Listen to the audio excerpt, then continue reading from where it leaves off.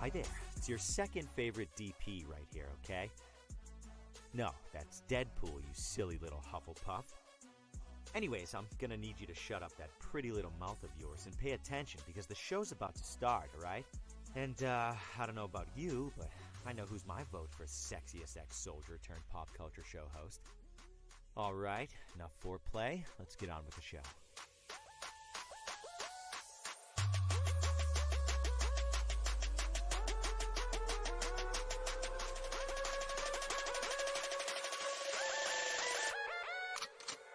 Broadcasting live from the basement of the Pentagon.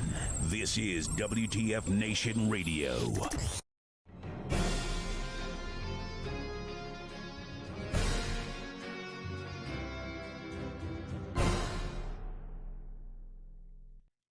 Welcome, one and all. Today is March 22nd, 2022. This is episode 92 of Pop Culture Warrior. It's the show where I stay up to date on all the ins and outs of what's happening in pop culture so you don't have to. Woo! I'm CQ, man. I'm your Pop Culture Warrior. And with me, as always, is the real star of the show. He's the man in the bubble, the voice of the unpop cultured. Ladies and gentlemen, please give it up for... Ooh, shit. Oh, shit, what? That's the wrong button. Radar! Oh, that's not me. That's Oh. me. Hi, me. Actually, that's not you because your boy messed up stuff again. It's fine. Give me a second. Fine. I'll fix Hold you. on. How you doing, buddy? You probably not. They probably know you. Can I had anybody to even fix hear? that. My earphones were on my wrong sides. I had to flip around. 'Cause that's the way I am today. I forgot. I'm using the new thing. So there we go. That should populate right here. There he is. There we go. There he is. Yay. Hi, buddy. Hey, what's going on? How are you, man? I've I'm missed good. you. We didn't see you last week. I know, dude. I got off work and was like super sick. Like I was on the way home. I was like, oh, I don't feel good at all. I don't feel good. And I was at like all. puking and shit. I was like, I don't think I should be on TV tonight. It's not. I was all I flushed. don't think you should ever be on I had my TV. sweaty nuts. It's ridiculous. Real Sorry quick, about it. I mean, shout out to everybody that's in the chats. What's up, Johnny, Ahmed, Steven? Fine penis to you as well, sir. We got Joe in the chats. We got Jim. Who else is out there? Austin, Gabriella. Hello. Man, look at you. You everybody, you popular. You popular. Everybody says hi to Radar. The well, hell, in all man? fairness, I get in the chats and I say hi to them. So there's that. And Pete's in the chats too, man. Hey, Pete. How you guys doing? What a wonderful. Hey, it's Heath. Heath's out there watching out for the tornadoes. Stay safe, buddy. Woof. We got a jam-packed one for you tonight. Real fun show. Real fun show. Later tonight, we've got hey, Luis. First time catching a live show. God bless you, man. Thanks for coming out. Thanks for hanging out with us. And Corporal Nobody. God bless. Always around. Mike. Oh, you guys are awesome. You lighting up the chats already. I love it. Later on tonight, we got Brec Bassinger joining us. If you've heard of the CW's Stargirl, she is the Stargirl. She is Courtney Whitmore / Stargirl on DC's CW. I don't even know how to say it anymore because it's the CW's DC Universe presents Stargirl, something like that. We'll ask her. I don't know. We'll I don't ask know. her. She'll know. We don't. So there's that. But we got so much good stuff. We got so much good stuff for you tonight. I'm so excited because I did something recently. Before we get into the headlines and the news and the things, I did Yes. something that I've been saying I was going to do for a long time. How many times, and you guys out there know this, have I said when Radar goes on one of his rants, I need to put up a little warning sign that he's going on one of his little rants? So, for the first time ever, I present to you when Radar goes on a rant, Radar's rants. And wait for it because you know he's talking. Wait. There it is. Nice. There Nice. it is. I like it. So like it. when you get on oh, hey Mike, first live show too. Hello. Hey man. God bless, man. Thanks for coming out. Damn, that's awesome, man. A lot of first time guests tonight. I appreciate it, man. But there you go. We got the Radar rants. That's there. And Radar, can you hit me with what is your biggest catchphrase on this show? Sorry about it. There it goes. There it goes. Yeah, sound effects. Yeah, one more time. One more time. Sorry about it. Oh God, I It's love it. perfect. I love it. As the smoke clears. Had to do it. Had to do it, man. That Oh, that's 2 great. years. 2 years. I've been talking about it. I got a weekend finally where nothing going on. Man, dude. Whoo. What a show. What a show. What a show we got going on. What else new? We got, oh man, so much new.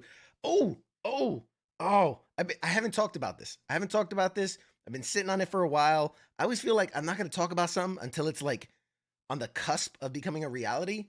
Um, Well, you have this thing where you don't want to talk about it in case it doesn't happen. exactly. Well, that's what I'm saying. It has to be on the cusp of happening because I worry if I say something and then it doesn't happen, I look like a jackass. But I can talk about this now. This lovely studio, which has been the home of Pop Culture Warrior now for 2 years, will be no more.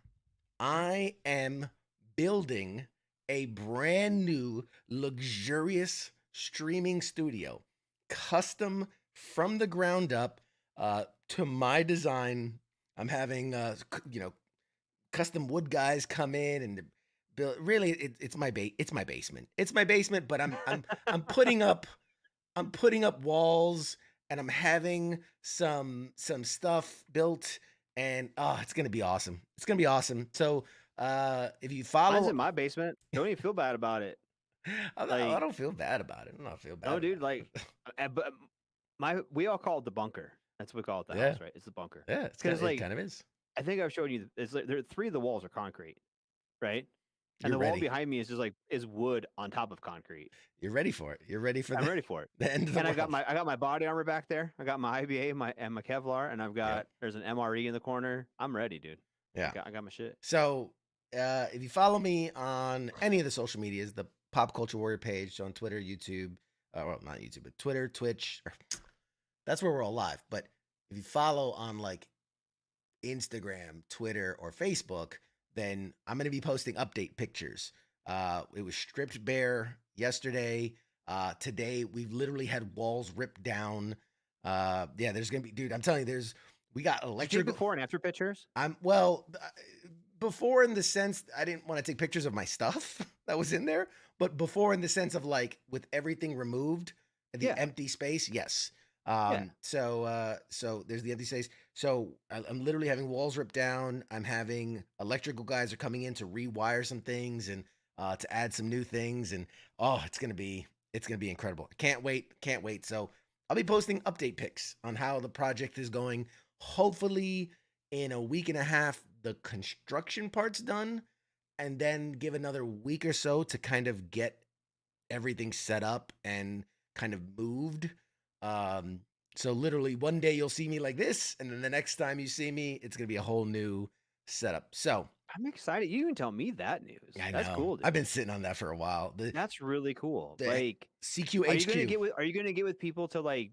Are you gonna do like your some sort of like baffling and stuff or whatever or no? Baffling? You know You're baffling like me right now. No, like the fucking things that keep the echo down and shit. Oh, like kind of like Room soundboard shit. foam Yeah. stuff. So I'm actually having the walls built to soundproofing kind of levels. It ain't Okay. at the level of like a voice recording studio, kind of like we had a couple of guests that were their voice recording studios. Yeah. So it's not going to be that level, but it's going to be as close to that level without going like into way the tens overboard. of thousands of dollars. Yeah. You guys sell a lot of t-shirts to make 10 grand to We're cover gonna your sell a lot of t-shirts. Which, by the way, merch is available. If you want a Pop Culture War shirt, or if you want a Radar Rants or a Sorry About It shirt, they are now available in the shop. So go out, get yourselves a Sorry About It with your boy's face out there. It's a hot item. I think I've sold 2 already. So yeah, 2. I know of one. I know that one that got a second one got sold. Word. Last bit of news. I bought a Radar Rants shirt. It should be here anytime. Yeah, I can't wait for. I want. I was hoping it was going to be here today. I was going to wear it on the show. Next time. Maybe it's lost in China somewhere. I don't know. They gotta print it. They got little hands. They gotta put it together. The last thing I want to share about. The last thing I want to share about is that switch this. Is that this week before we see each other again, you and I, the audience and Radar and all of it, I'm doing something really cool this week, and I want to share about it. I haven't shared about it up until this point because, again, I don't like to talk about things until they're on the cusp of reality. So this weekend, I will be seeing in person 3 of our past guests out in LA. Which guest? Which guest? I will only mention one. If you want to know the other 2, you got to follow us on social media, and then you'll see. I'm gonna be posting updates. But the first stop, I'll be flying out to LA on Thursday night, and Friday I've been invited to the home of one of our previous guests, Carter Bays, creator of How I Met Your Mother. I will be. Him and his wife have invited me to his home. We're having a little shindig. There's gonna be some people in attendance, and they're having a little thing. I might bust out some comedy, try to impress some people, and who knows? Maybe coming out of that, we get a bunch more names for future guests on the show. That's my hope, because apparently it's going to be a pretty big. They're talking up to 100 people. There's a nice little party, and so yeah. Austin, yeah. Is that How I Met Your Mother? Yes. Carter Bays is one half of the team that wrote How I Met Your Mother. The other one being Craig Thomas. So I'm excited. And then, like I said, I'll be seeing 2 other past guests from our beloved show at different times. At the one, I think we're gonna go out to dinner, and then another one we are going out for drinks. So it's gonna be a fun time. I've been slowly kind of trying to build the Rolodex of some the people. empire. Yeah, we got the CQHQ, man. It's all coming together. CQHQ. It's all coming together. So it's a very exciting week for me. Construction has begun. I'll be flying out. I have actually more bigger things to announce, but not yet. I gotta hold it down until we get a little bit closer and I can, really talk about it. But with all that said, first, thank you guys. Thank you at home, for tuning in. Appreciate you. I'm reading the chats, man. You guys are awesome. Lewis, thank you, man. He said that's a pretty baller room setup. If you think this is baller, oh man, wait till you see what I got. Oh man, I got some. Oh, I'm so excited. Oh, I'm giddy. I'll say it. I'm giddy. I got some plans, bro. I got some plans. And included in the space is going to be the ability to, God forbid, I can get someone to come to my studio. It will have the ability to have a co-host like live in studio or a guest live in studio. I'm gonna have to fly out. Exactly. We can imagine us doing this show. I'm gonna have you hold up like a cardboard bubble, so you could just put your head. You're sitting right here. Have it like around me. my chest. Yep. You're gonna put just like a dome thing on, and you'll have it. Yes, Austin caught the stormtrooper helmet back there. Yep, there it is. So yeah, let's talk. There's some shit that came out, man. There's some stuff that came out over the last couple weeks. Let's talk about it. First, since your boy over here, Austin, called out the stormtrooper helmet, I got something for you. Who wants to watch? My voice is who? Yeah, you're all right. You can keep that up for the show, or I think I just hit puberty. Who wants to see the show? We have the trailer for Obi-Wan Kenobi. So let's check that out.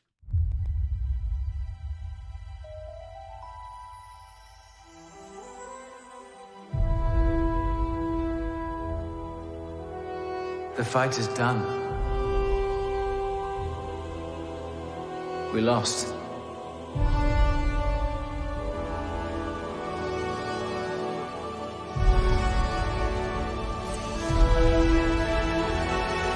stay hidden.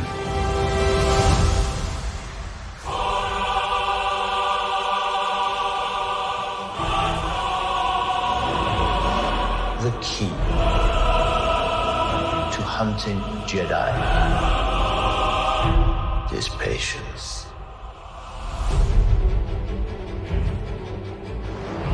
Jedi cannot help what they are. Their compassion leaves a trail. The Jedi Code is like an itch. He cannot help it.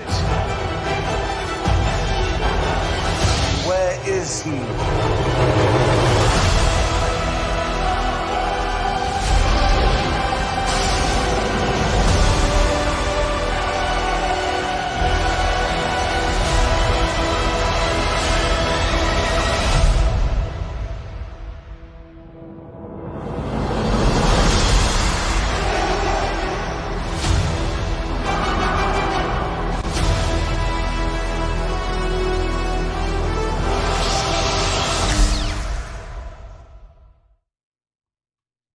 And that was Obi-Wan. Radar, what you got? I like it. I do. I'm excited for that one. I think Oh. that'll be fun. Oh man, you have no idea. And I'm not. We've talked about this. I'm not the biggest Star Wars nerd. You have no idea how like it. excited I get when you actually like go. I liked it. I get so like excited. I'm intrigued by it.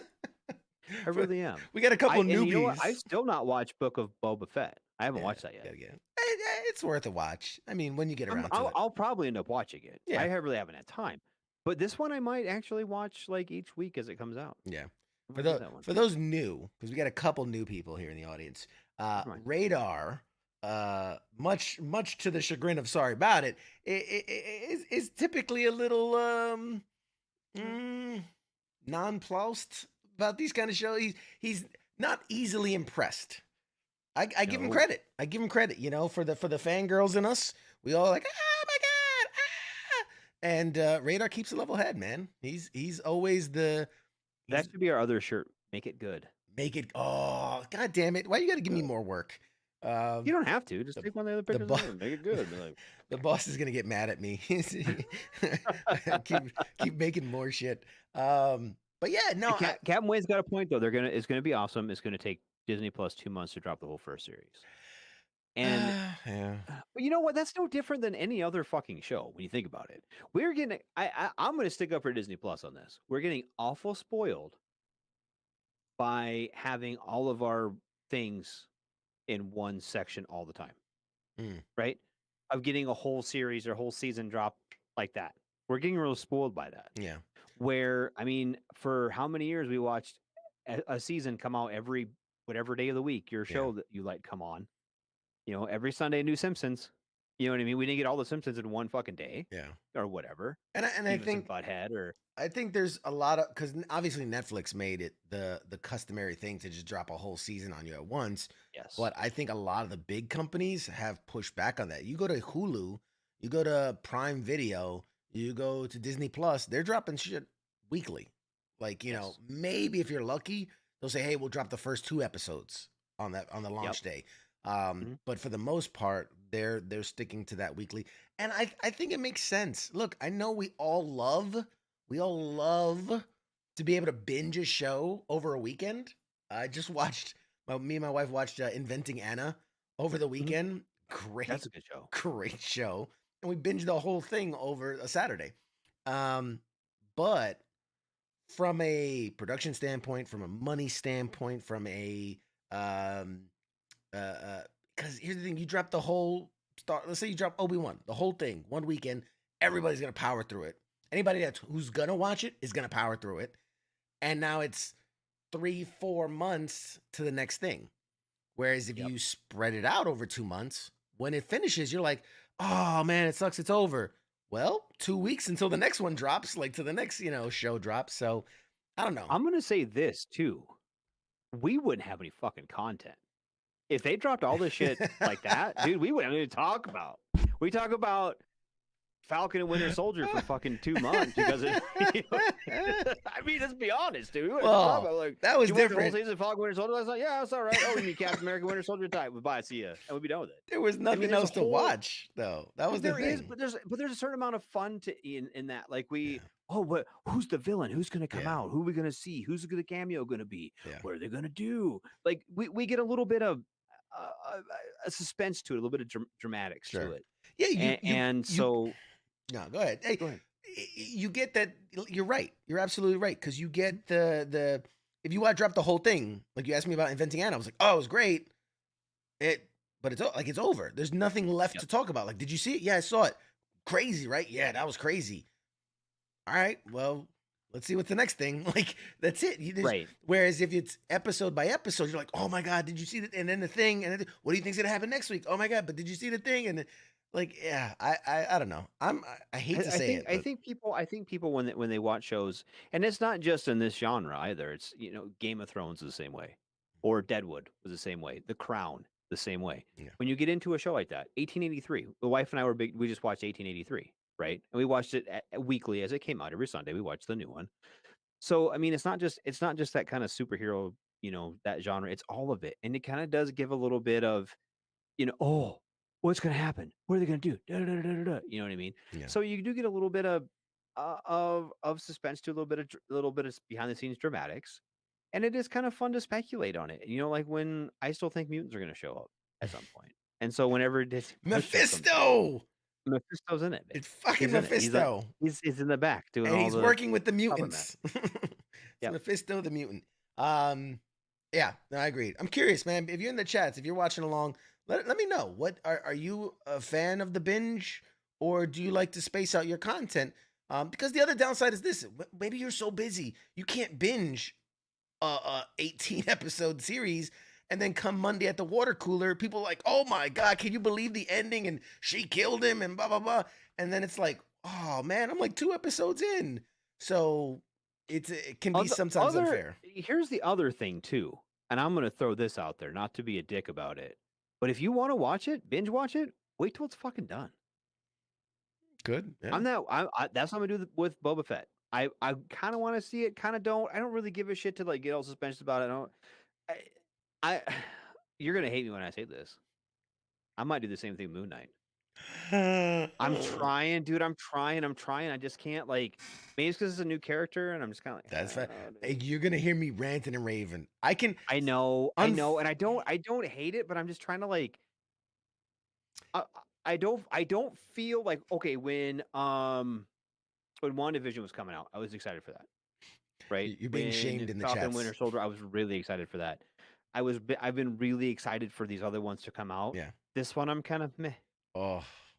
I'm excited. I think probably once I watch the first one, which is what, on the 30th? Yeah, I think we got a little over a week. Yeah.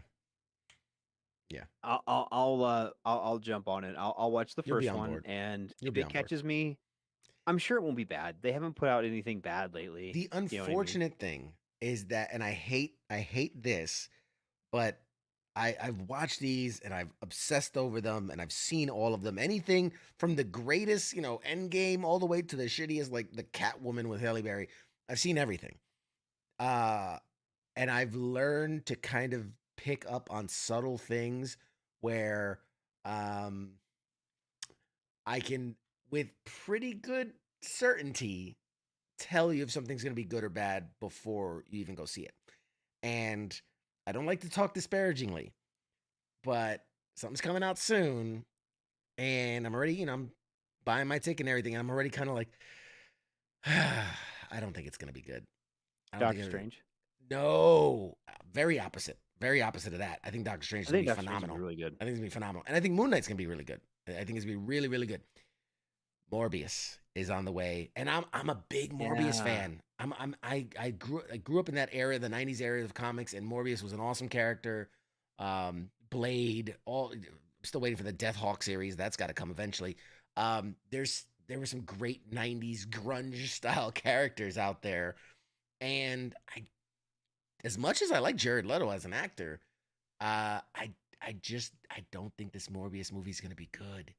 I don't think it is. What I've been afraid of. And I hope I'm wrong. I really hope I'm wrong. Really I- do. Yeah, I do too. I really do too. I think it's God. I don't know, dude. I'd happily eat my words. Look, call me Yeah. out. Call me out. Clip it and call me out. I'd happily eat my words that, oh man, Morbius was a great, great movie. But just what we're seeing about it, hearing whisperings, there's the things behind the scenes of kind of I don't know, man. I don't know. I'm just, dude. I don't know. I'm kind of in the same boat you are with it. It Yeah. kind of, I don't want them to have to do this. I really don't want Marvel to have to do this. I really want them to be able to introduce a character completely on their own. Mm-hmm. But it's almost like maybe if they had Morbius in a cameo with Hawkeye or something, or someone else in the MCU, had him have a Well, that's the thing. fucking Remember, this isn't even taking place in the MCU. That's the thing. This is one of though. those Sony characters that's kind of living in that Spider-Verse that's outside of the MCU.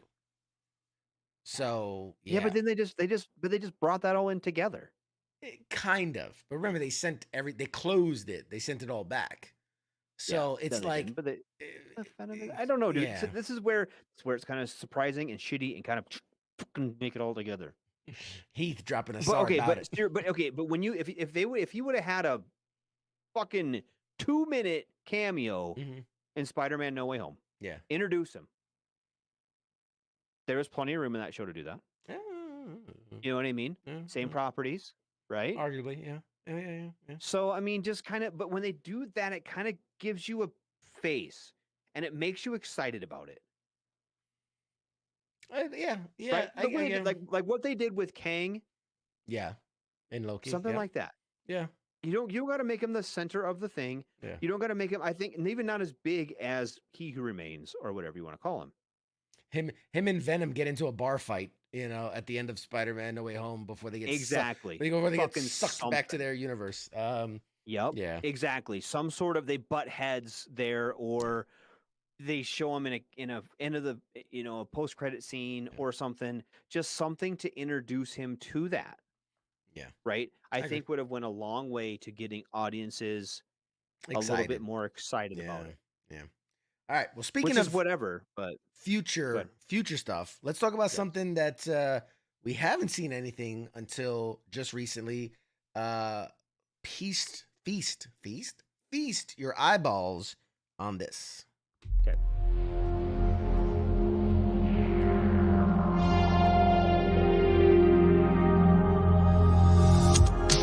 Okay, so first off, I just want to say, I get it. You get what? High school. Kamala. Another Avengers shirt. Cute. She thinks I'm some kind of weirdo. You were weirdo. Boys.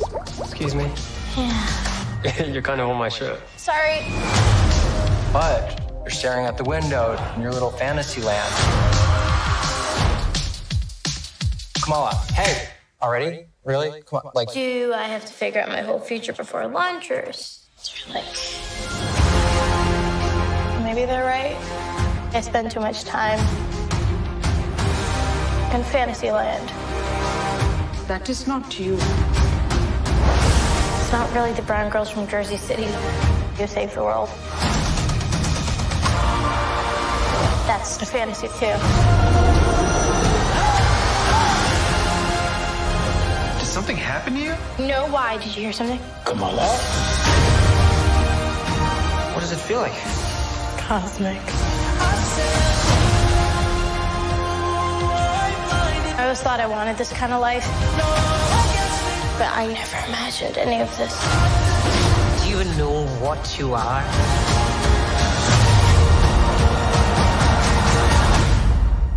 I'm a superhero.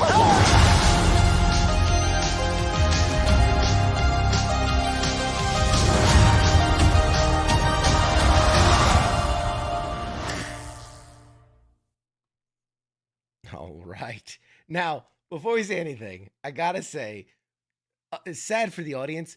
I can see Radar while the trailer's playing, and to see his face while like he's astutely observing, like really, really getting into it, like really just, and I can't read him. Like, what's he thinking? And then like once he, like you can see the just the waves of it, and I'm just sitting here. I'm like, this. Oh, I love this. This makes me happy. This makes me happy. So, Radar, your very first look at Miss Marvel. Thoughts? Love it. I'm excited for it. Wow. I wish that was coming out before Moon Knight. Wow. I want to see that right now. Holy, ladies and gentlemen, that's two. That is two back-to-back. Like, I got to do like a Radar approved because that's. But I feel like we're not going to use it that often because it doesn't. No, it's not. For those that are new in the audience, this never happens. Two things that he's excited for. Carter said her granddaughter will love it. I agree. I think I really, really like where they went with this. Okay, I really like where they went with and we kind of know the story about Miss Marvel anyway. We kind of talked about it back and forth. How she's a normal ass girl and she becomes a superhero. Love it. Absolutely love that. Fangirl. But it really hero fangirl that gets to become a hero. Because you look at, say, Hawkeye, right now that she's progressing up. The new Hawkeye. The new Hawkeye. Trained and she's done all these crazy things to become what she is today. Right. This is something that any little girl out there can be like, that's what I'm gonna do. I love it. Yeah. I love it. Give them that kind of, and I love how in the first part of it, because I have a house full of angsty teenagers. Right. I do. I have 3 angsty teenage daughters who are not actually. My daughter Rachel turned 16 today. Right. Happy birthday. But other than my daughter's white and not Muslim, could be that girl. Yeah. Wears an Avenger shirt to school, or other girls think it might be kind of nerdy, whatever. She's in choir and all that stuff. Doesn't whatever. Yeah. I love it. Could be that girl. I love it. I absolutely love it. I love the idea of inclusivity, right? Everybody should have the feeling that no matter their age, race, religion, sex, whatever, that there's a hero that can kind of represent them, right? That can like I can be Fat Thor. Exactly. Fat Thor is your representation. I can be Fat Drunk Thor. That's where I'm at. That's your representation. There you go. They finally made a character to represent Radar. But no, I like and for me, it's the stylistic choice. This reminds me very much of like Scott Pilgrim versus the World. Very it's live action, but with this element, this like filter of cartoony over it. And I love that. It's a stylistic choice, and I dig it. I also like how it's not just like the rest of them. That's one thing I really enjoyed about WandaVision is it wasn't just like any other fucking Marvel product they put out. Wasn't some guy trying to destroy the world and you got to stop him. Yep. And I don't know how. I'm sure they're gonna have a villain of some antagonist. Yeah, sure. Antagonist, whatever. Yeah. Anti-hero, Maybe. whatever term you want to use. But I think this is what the Disney Plus shows have really, really, really hit on the head every time. Is they fit into the program, they fit into the wider scope. They all do, right? They're introducing some new characters, right? They're undeniably Marvel. Right, they're undeniably Marvel. They are the same kind of product you would know, right? So if you like Marvel products, like someone like you who is going to watch because it's Marvel, you are going to watch it and like it because it's Marvel. But to me, who doesn't want to watch the same fucking? I don't want to watch Iron Man, but now it's Miss Marvel, right? You know what I mean? Yeah. They're changing production on it. They're changing the way we look at it, the way we view it, the characters in it. They're changing the dynamics of the characters. They're changing the way it's shot and the way the CGI is done. It's all different, right? So if you go from WandaVision to Loki to Falcon and Winter Soldier to Miss Marvel to Hawkeye, they all fit but they're all different. Mm-hmm. They're more like cousins Yeah. than twin brothers. Yeah. And I really enjoy that. For me, as the non pop cultured, that's what makes it good. And you can look at something like Shang-Chi and now Miss Marvel, and you can go, wow, they are worlds different, but Absolutely. there's that thread. There's that thing that ties it together where you're like, this is obviously in the same universe. Like this is believably in the same universe while being not just logistically separate, like San Francisco versus New York, but just the influences and the styles completely different while still feeling like, yeah, this is home. This is familiar. But you also kind of in a way want to see them team up to fight some baddie. Yeah. Right. Yeah. So you can really, like I said, they really do fit in well with each other. Yeah. But they don't. And I wonder maybe if that's where the Eternals kind of missed the mark a little bit. Where I was thinking about that when you were talking about that. Because you don't really see you can see how all these are tied together, or how they're tying these together. Maybe not how they're tied in yet, but they will be, how they can be brought in together. But Eternals was kind of a whole different line. Yeah. That's it. That's the thing. And I'm glad we touched on it because I felt like it didn't feel connected, even though we know it's a Marvel movie and we know, Celestials and Eternals and all this and all that, like it's all part of the same vocabulary. But it felt like the Wish.com version of a Marvel movie. It felt like it was good, but it didn't have that same feeling. This is where how you and I view things differently. Mm-hmm. This is where it really hit the mark, I think. Okay. In your subconscious, in you as the pop culture warrior, you wanted to see how that fit into Marvel and the MCU as it is now. Mm-hmm. Okay. I could take my daughter to watch that, and she'd love every minute of it. And I loved every minute of it because it was a good show. Does that make sense? Like, sure.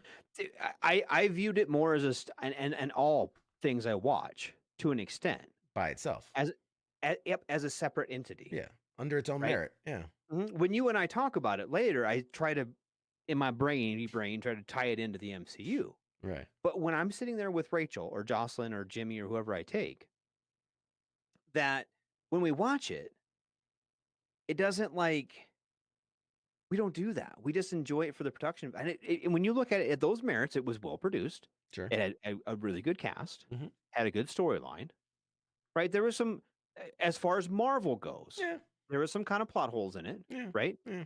But just on a standalone movie, if that was the only movie you ever watched,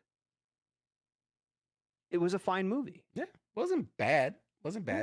No, Marvel has set the bar so high, especially coming after like Endgame. Yep. It's hard. It's hard to do that. But when you're looking at something like Black Widow, I don't think Black Widow was as good a movie. Okay, production wise, screen value wise, all the people in it, you know what I mean? That was a pretty star-studded cast in Eternals, right? Yeah. I mean, don't know. You can take in the way those characters interacted. It was a very, very good movie. Movie to movie, Black Widow had some faults, I think, but that story that surrounded that brought that back into the greater MCU, right? Everyone's been waiting on this backstory for her, right? It filled in that end game, or pre-end game hole that people. While Radar's talking, I'm curious. I'm going to bring it. If you're in the chats, if you can, what was the better movie, Black Widow or Eternals? I'm curious what the audience just thinks. As a movie, not as an MCU property. As a standalone movie, movie to movie. I'm just curious what the audience thinks. But go ahead, Radar. Continue. So in Black, we all love Black Widow, right? Everyone, she's become such a fixture in the MCU, right? And even when all these things and all these like online people and all these things, right? Everyone's trying to find a way to get her back in We want Natasha Romanoff back. How are we going to get her back? Well, they returned the Soul Stone. We got to get her back, right? All these fucking all this shit. We're trying to figure out how to get her back, right? But she's probably not. The way things are going, we've kind of all discussed that. We all what, but she's such a beloved character. They do. Everyone wants her back, Of course. you know. So we go on these things, right? And we view that movie not as a movie, but as her story. Mm-hmm. And so it becomes more Final chapter almost. Yep. And so that becomes more of a what do they say? Don't turn your dead friends into saints. It's that. You know what I mean?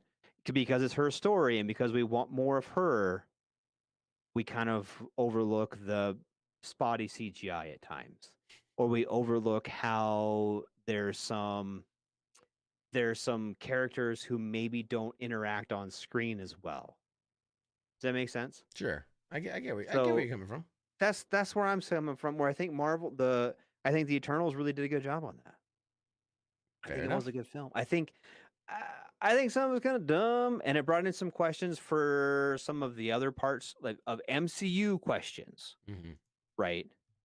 Like, I don't know, like how are Eternals different?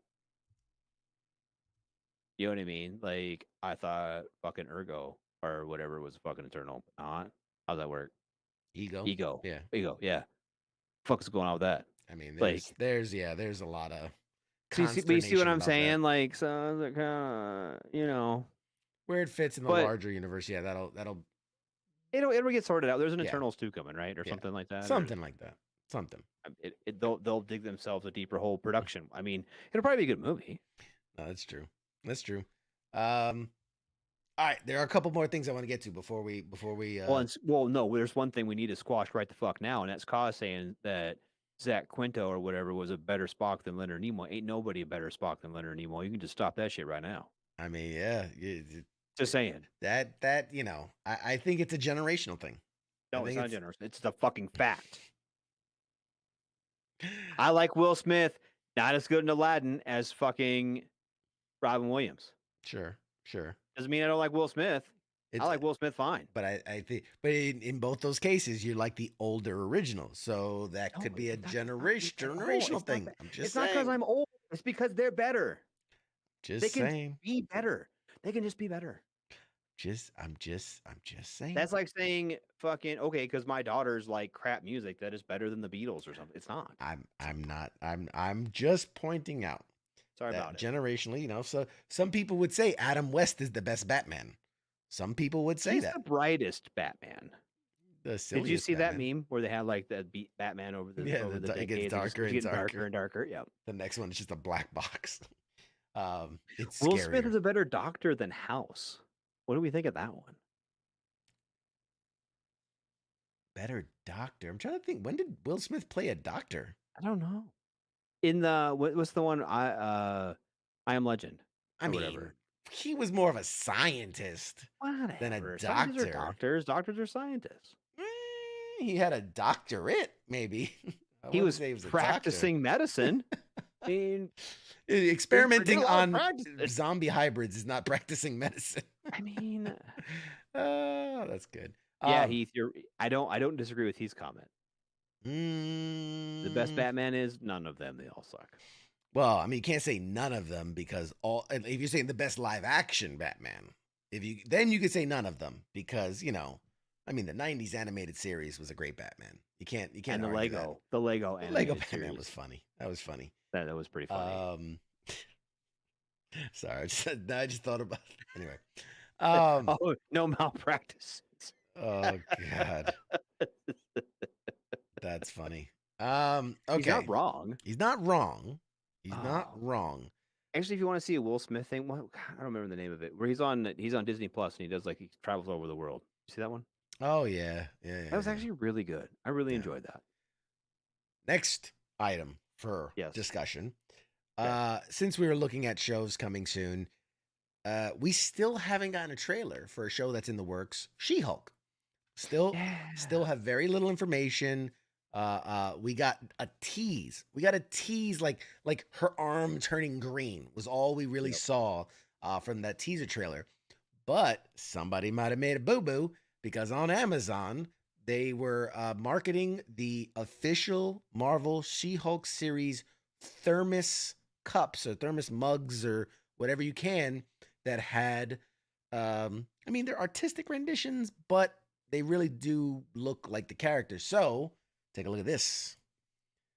Here's your first exclusive. These are the first images of what She-Hulk will apparently look like. These are Marvel official was it licensed thermos they were immediately removed from Amazon as well too after these images came out.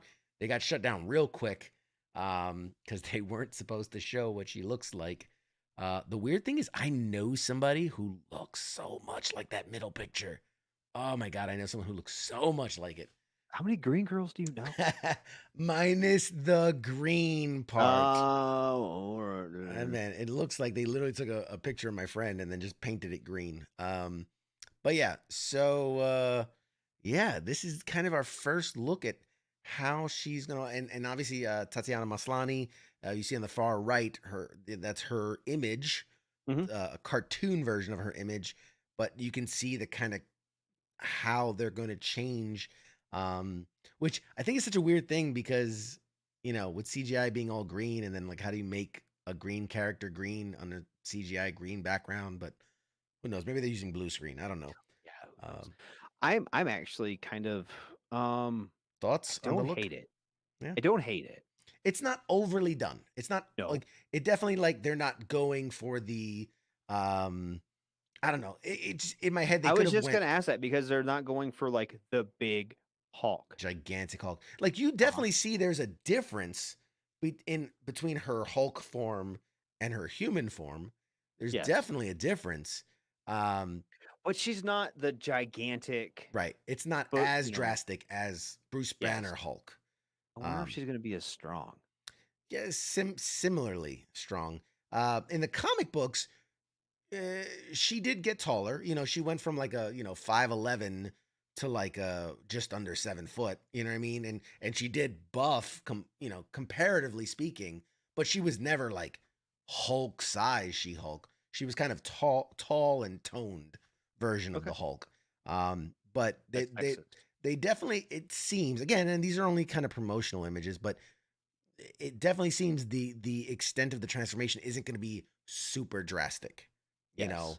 Maybe a couple inches taller, a slightly bigger, bulkier, She reminds body. me of 70s Hulk. That's not. You know what I'm talking about with like the ripped blue jeans? Yeah, I Yeah. could see that. But just kind of green and the buff. Lou Ferrigno. Like, yeah, sure. yeah. whatever. It's kind of green and buff, slightly bigger, like not like MCU Hulk. Yeah. That's not bad. Yes, Cause is right. Whenever I see a green female character, I always compare them to Gamora. How many green female characters do you know? I don't know. That makes 2. He's this tall and toned version of the Hulk with boobs. Not wrong. I mean, that's not the she part. Not I mean, wrong. I mean, she could be without boobs and just be like, I don't know, Olympic swimmer Hulk. Oh, sorry about it. Oh God.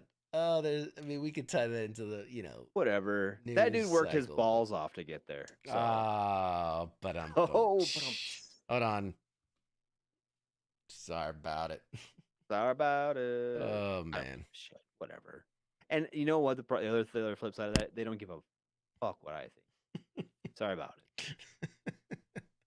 A couple more stories before we take a break and look for our guest. I'm keeping an eye out. She'll be joining us in the virtual green room here any minute, hopefully. Star Trek had green girls too. That is true. Star Trek did have green girls. That's fair. Also named Gamora and She-Hulk. That's fair. That's fair. In movies, Yes. there's been an unfortunate. God, how many times have we talked about this? There's been a delay. If you have been waiting for the upcoming releases of 2 of the most anticipated movies coming out of the DC camp, Aquaman 2 and the Flash movie, you're going to have to wait a little bit longer. So the Flash, which was set to premiere this time, November 4th of this year, has been pushed to June of 2023. Wow. That's a big push. It is a big push. And Aquaman 2, which was slated to come in after it, December 16th, is now getting pushed a little bit, comparatively, to March 17th. So Aquaman getting like a 3-month bump versus the Flash getting a 7-8 month bump down the schedule line. So I don't know. That's concerning. That's concerning. I'm one of the few maybe that was looking forward to the Flash movie. I wanted to see.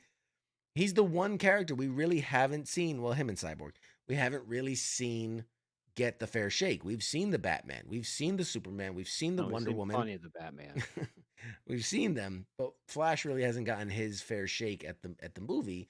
And we even got an Aquaman movie already. There's Aquaman 2. So we haven't really gotten the Flash movie, and now we're gonna get we got the second Wonder Woman, the second Superman, the second Batman comparatively, depending how you're counting, and now we'll have the second Aquaman before we ever get the first Flash movie. So yeah. So we'll see. We'll see. I don't know how it's gonna. Jason Moana. I think Jason Moana is Aquaman. Oh, not Jason Moana. That's what he put. Moana. She goes out there. She's got what's his name's hook. Oh man. I mean, he said if they have a 2060 release, that'd be great. Okay. Moving on. He's not wrong. You guys are horrible. We are horrible, but horrible. We're good at it. Sorry about it. Some more movie news. Yes. Very interesting. It is official. Amazon has purchased MGM Studios for $8.5 billion. With a B. With a B. Huh. Billion dollars. $8.5 billion. Amazon is stepping up to the movie game. They're saying this is, in my opinion, this is them going, we're going to take streaming seriously. We're going to take the Prime Video seriously. I won't bore you with the whole slate of what IPs MGM has, but I'll tell you the biggest one, James Bond. They now own the entirety of the IP for James Bond's both past, present, and future. So from now on, when you see dun-dun-dun, dun-dun-dun, it's going to be Amazon presents James Bond 007. James Bezos. It's gonna be hilarious. James Bezos. James Bezos. What? I mean, do they have anything else that's other than that? I mean, I know you're not going to bore us with all of them, but is there anything else? I mean, MGM Studio, dude. MGM is one of the OG studios. They are one of the OG studios, but in case you haven't noticed, a lot of the OG stuff has went by the wayside for the new school. Let's see. They're kind of like they like the disco of studios. They're like the Bee Gees of studios. Oh man, I'm just saying. Like I don't know. You're too much, dude. You're too much. All right. Just MGM. Metro. Sorry about it. What's it? Metro Godwin? Metro Goldwyn Mayer. So you got the James Bond franchise. Okay, here's the Rocky franchise. I mean, obviously that book's kind of closing, but if they reboot it, Pink Panther, Legally Blonde, which we know they're making another one, the RoboCop franchise, which they tried to reboot. That was 1991 call. They want their movies back. The Handmaid's Tale franchise, the Vikings franchise, owned by MGM. They're out of Minnesota.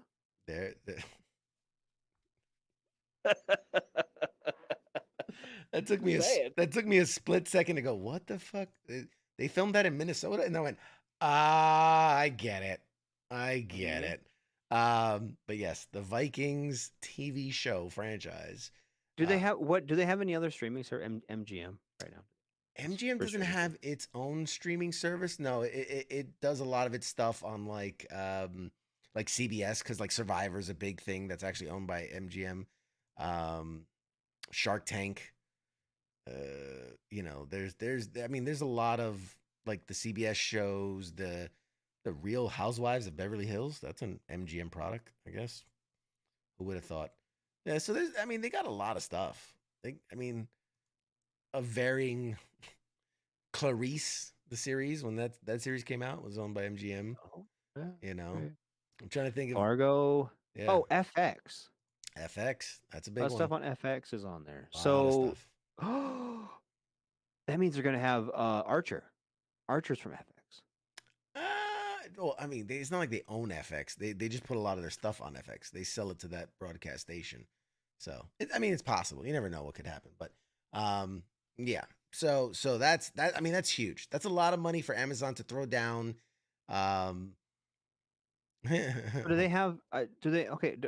Are they getting all the MGM properties? Yeah. So they own MGM now. It is. Okay. They've bought it. So basically, what had happened was they had put out that they were going to buy it quite a while ago, and then there's a certain to officially close a deal, there has to be kind of a legal period, a regulatory period, where it can be disputed, like, oh, this company's trying to get a monopoly, and so other companies, can try to intervene and step up to them or whatever. But that time has now passed. The deadline for a regulatory lawsuit against the purchase has expired, which means they are green light to go and can officially close the deal to own MGM Studios. So that's it. That's a huge get. That makes Amazon a legit studio company. Like when Marvel became Marvel Studios and like legitimized themselves as a movie making company, this makes Amazon not just like, hey, we make content. Like Amazon was kind of like just a really popular YouTuber. They're just making content and people dig it. Now they are a straight up movie house studio. And again, already, they've got big hits already because they had Marvelous Miss Maisel and the Jack Reacher series, a bunch of stuff. And so this will just really add to their legitimacy and add to their, what they're doing. So yeah, I'm wondering who will buy CW. That's a great question, man. Who will buy CW? I don't know. I'm sure that announcement will be coming real soon. About $25, probably. Sorry, I'm talking shit, but oh god, not tonight. Who's on the CW anymore? Seriously, dude. Like after they got rid of the Frog, like fuck it, dude. Even the Frog is like unemployed. All right. I'm just saying. What has the CW came out with in the last 2 years? Literally all of the DC series. Arrow, Legends of Tomorrow, Flash, Stargirl. Like Flash. We just talked about Flash. Well, Flash the TV series, not Flash the movie. They're different. You know how DC does things? They're pillars and different segments and different. It's not Marvel's one closed house. Moving right along, considering our guest who might be here soon. We got the first image. Oh man, this is cool. I'm excited for this. This one might surprise you. Here. Hang on. Switch us over to movies. We've been talking about Thor: Love and Thunder. It's coming. It's shooting. They're in the process of it. We got our first image.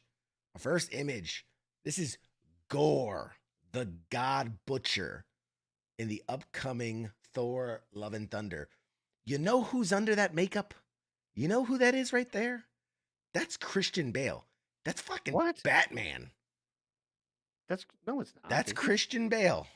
That is Christian Bale playing Gore the God Butcher in Thor: Love and Thunder. I guess I've never seen him naked before. Dude, you're killing me. Am I wrong? Dude's in like a Speedo. I don't even know. I mean, he's in head to toe prosthetics.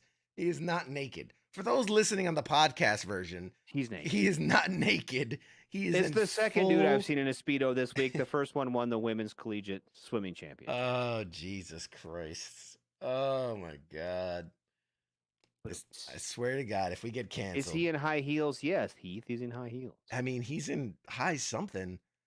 I don't know what is going on with. I mean, it's an alien body. It is. It is. And honestly, kudos to him as an actor to be able to do that. I mean, he's pulling it off. He is. I mean, I can only imagine what he's doing. Yeah.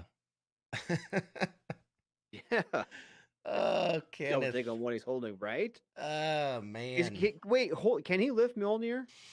That is question mark?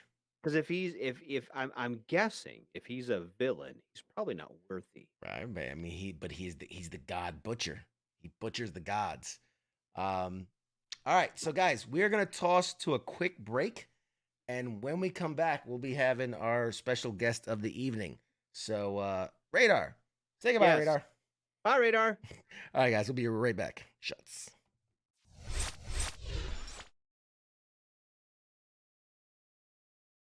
You're listening to the sounds of WTF Nation Radio.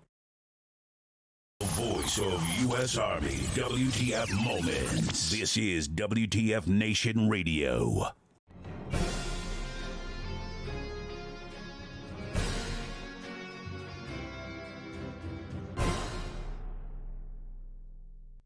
Hey, everybody, welcome back to Pop Culture Warrior. Oh, I'm so excited for tonight. This is going to be awesome. My guest tonight is an American actress, first gaining attention in the recurring role of Emma in The Haunted Hathaways. She then starred in the lead role as Bella Dawson in the Nickelodeon series Bella and the Bulldogs. In 2020, she became starred in the titular role in the series Stargirl from the DC Universe and the CW, which, having just wrapped, means that season 3 is so close to being a real thing. Everyone, please give an absolutely mega super awesome welcome to our guest tonight, the amazing Brec Bassinger. Yay! Hello, hi! What an introduction. I wish you could follow me around and do that everywhere. Imagine a raucous applause from the crowd. I can hear it. Yes, echo.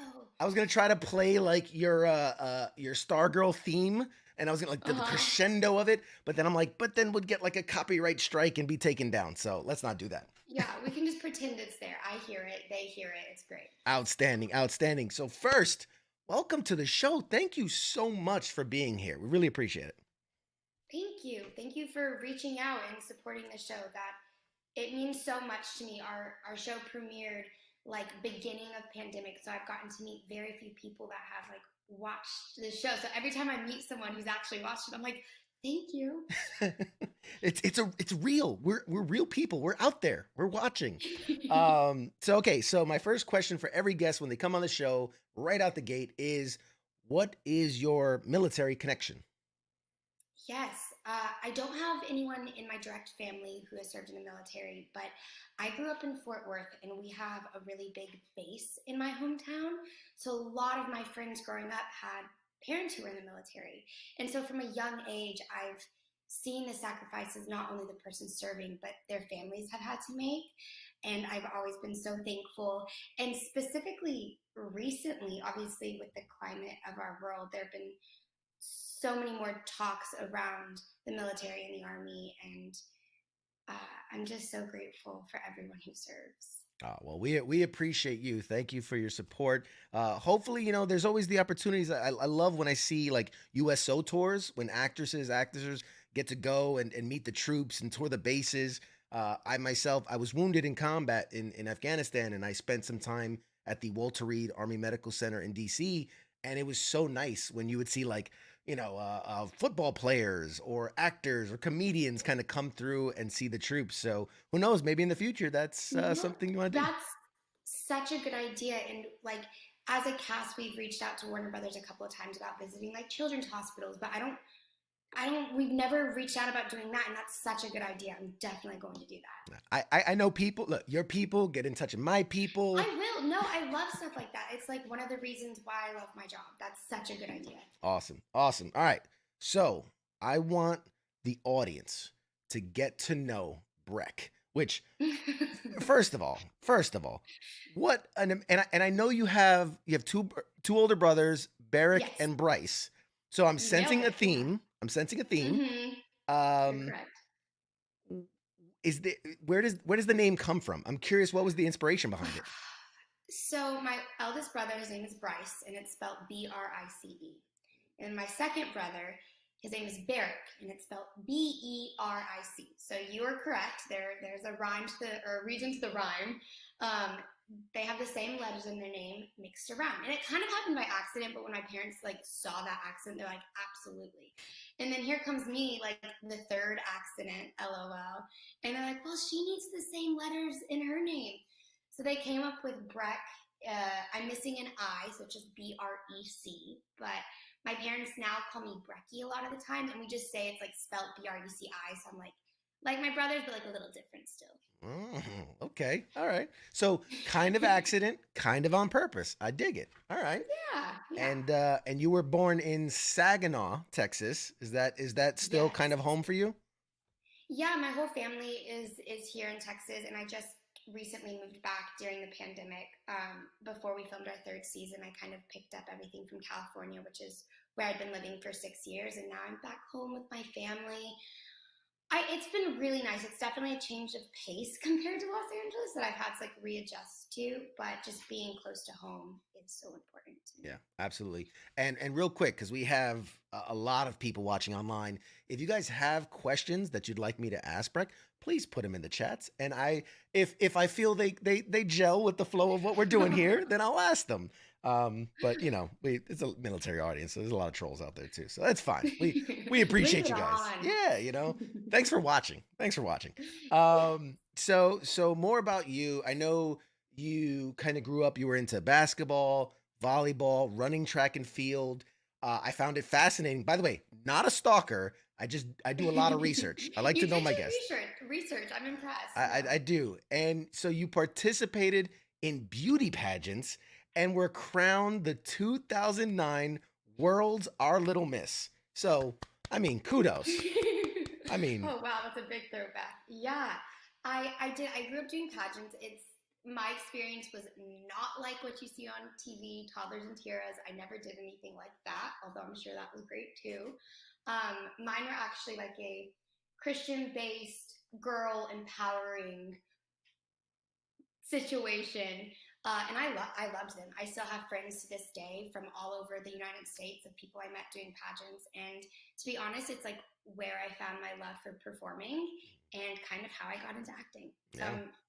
People like to hate on pageants, but they were such a good thing in my life. Hey, experiences may vary, right? It's kind of like I tell people, they ask me, oh, what was the military like? I'm like, well, experiences may vary. It's really good. This is my story. I can't speak for them. Absolutely. Now, before becoming an actress, you were also competitive cheerleader. So is that part of the performance and all that as well? Yes, for sure. I just always loved to perform in front of people. Even with track and volleyball, just the adrenaline with competing, I find really fun. Although auditions is a different kind of competing. That's a mental battle. That is not quite as fun because you get a lot of no's, but that's fine. Yeah, but from I always wanted to be an astronaut until the time I was 5. And then I found out the moon wasn't made of cheese, and I decided I wanted to be an actor. And after that, there was no going back. People would ask me, what do you want to be when you grow up? No one had told me this, but my answer would literally be, I don't want to be anything. I'm going to be an actress. To my middle school volleyball coach's demise, because sometimes I would miss games for auditions and they didn't understand. But my priorities were straight.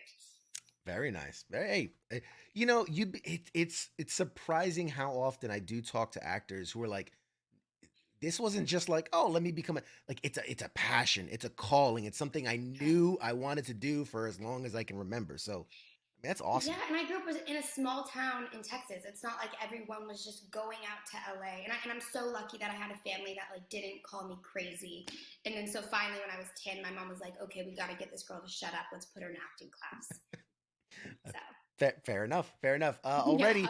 we got a couple people in the chat saying, "Hey, Texas representing." So you're getting a lot of woohoos in there. Yeehaw. And one question: what's worse, North Texas traffic or LA traffic? Oh my gosh. Atlanta traffic, LOL. I would say LA traffic because there's no rhyme or reason. We're like Dallas, between like 7 and 9, don't go, and then like 4 to 6, just don't hit the roads. LA, it's literally from like 7 a.m. to 7 p.m. This is always the story I tell people. I was driving home from Santa Monica, 8 miles, took me 3 hours. I could have walked faster. Especially how athletic you are. You could have like gymnastic I flipped over those things. Yeah. Absolutely. One question from David in the chats. He wants to know, is that the real Stargirl staff over your shoulder? Yeah, well, okay. The Cosmic staff has quite the history on set, like how we got it to what it was. So originally, yes, the thing behind me was supposed to be what I used. But when Courtney picks it up, Stargirl, it lights up. Well, this doesn't light up when I pick it up. It's because I don't have my super suit or anything. That's why. Anyway, so they tried to originally put a light beam into this, but that made it really heavy, big, and not pretty. So now we only use this when either A, Stargirl isn't holding it and it's not lit up, or B, when Stargirl's like facing whatever mental struggle and it's not lighting up. Gotcha. And because of that, we had not a lot of extra, but a few extra of these. And Jeff Johns, our showrunner, he gifted me one for a season, and it's literally one of my most prized possessions. I mean, how could it not? I mean, outside maybe the suit itself, I mean, that is iconic. Yeah, I can't lie. We just wrapped 3rd season like 3 days ago, and I almost stole the suit. I almost did, but I was like, no, they're going to know. They're going to know. I can't do it. I love it. So, okay, a little bit more about you. Is there anything kind of you nerd out over? Or is it and it could be comics, movies, TV, even music. What's your nerd thing? What's the thing you dig into? Okay. 3 things pop into my head very quickly. Film, movies. I love movies. Like, even when it comes to my music background, it all comes from movies. Like, I hear songs in movies, and that's my playlist. Numbers. I was a mathlete growing up. I love math. Like, type A. I like that it makes sense. To this day, I do real estate investing on the side, and like, it just stimulates my number side, and I love it. And then most recently, in my biggest obsession, and it's totally embarrassing, is pickleball. I was actually working on going pro in pickleball, but right now I have some sort of stress fracture on my wrist from playing too much pickleball, so I've had to put it on the back burner. But it's fine. I'll do my pro pickleball career later. Yeah, I can see it now. The cover of Pickleball Monthly, and oh my gosh, I reached out to Pickleball USA, and I was like, listen, guys, I think this is a really great opportunity. Like, I've stayed in shape playing pickleball, and I will advocate that. Like, bring it on. And they actually did reach back out. So I'm like keeping my fingers crossed. I just want to be on the cover of Pickleball USA, please. Would you do a pickleball photo shoot, but like in the Stargirl uniform? Absolutely. I kid you not. It's what's kept me in shape this season. Like, I got my whole cast in on it, and we were playing.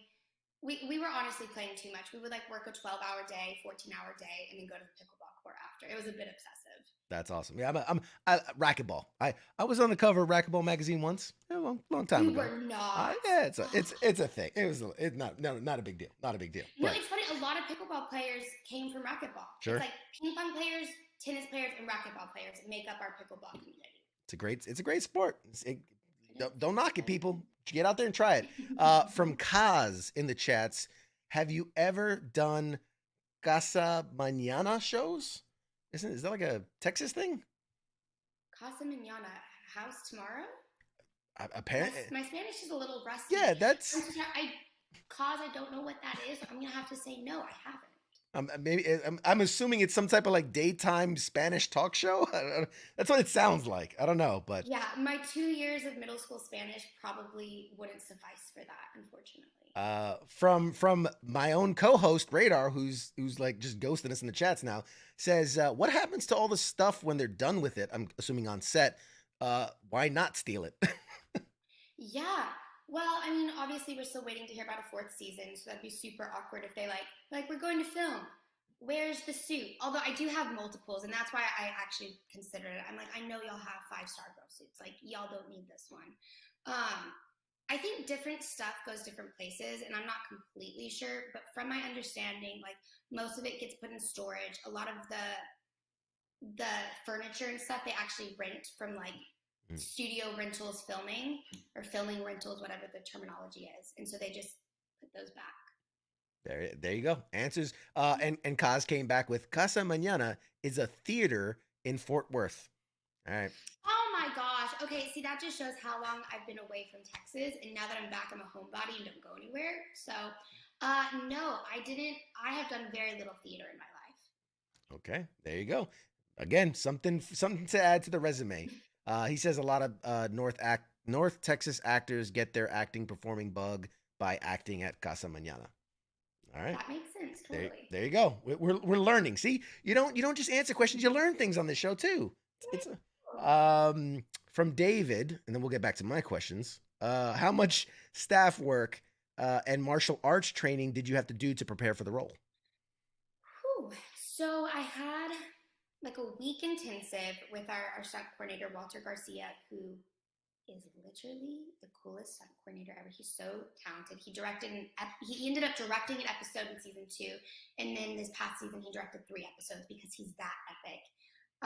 But I had like a week intensive with him, and then I went down 2 weeks before starting filming season 1 and had stunt training every single day. We would split the days up into three parts: gymnastics, martial arts, and bow staff work. I was really good with martial arts. My brothers are both like state champion wrestlers, so I grew up in kind of that community.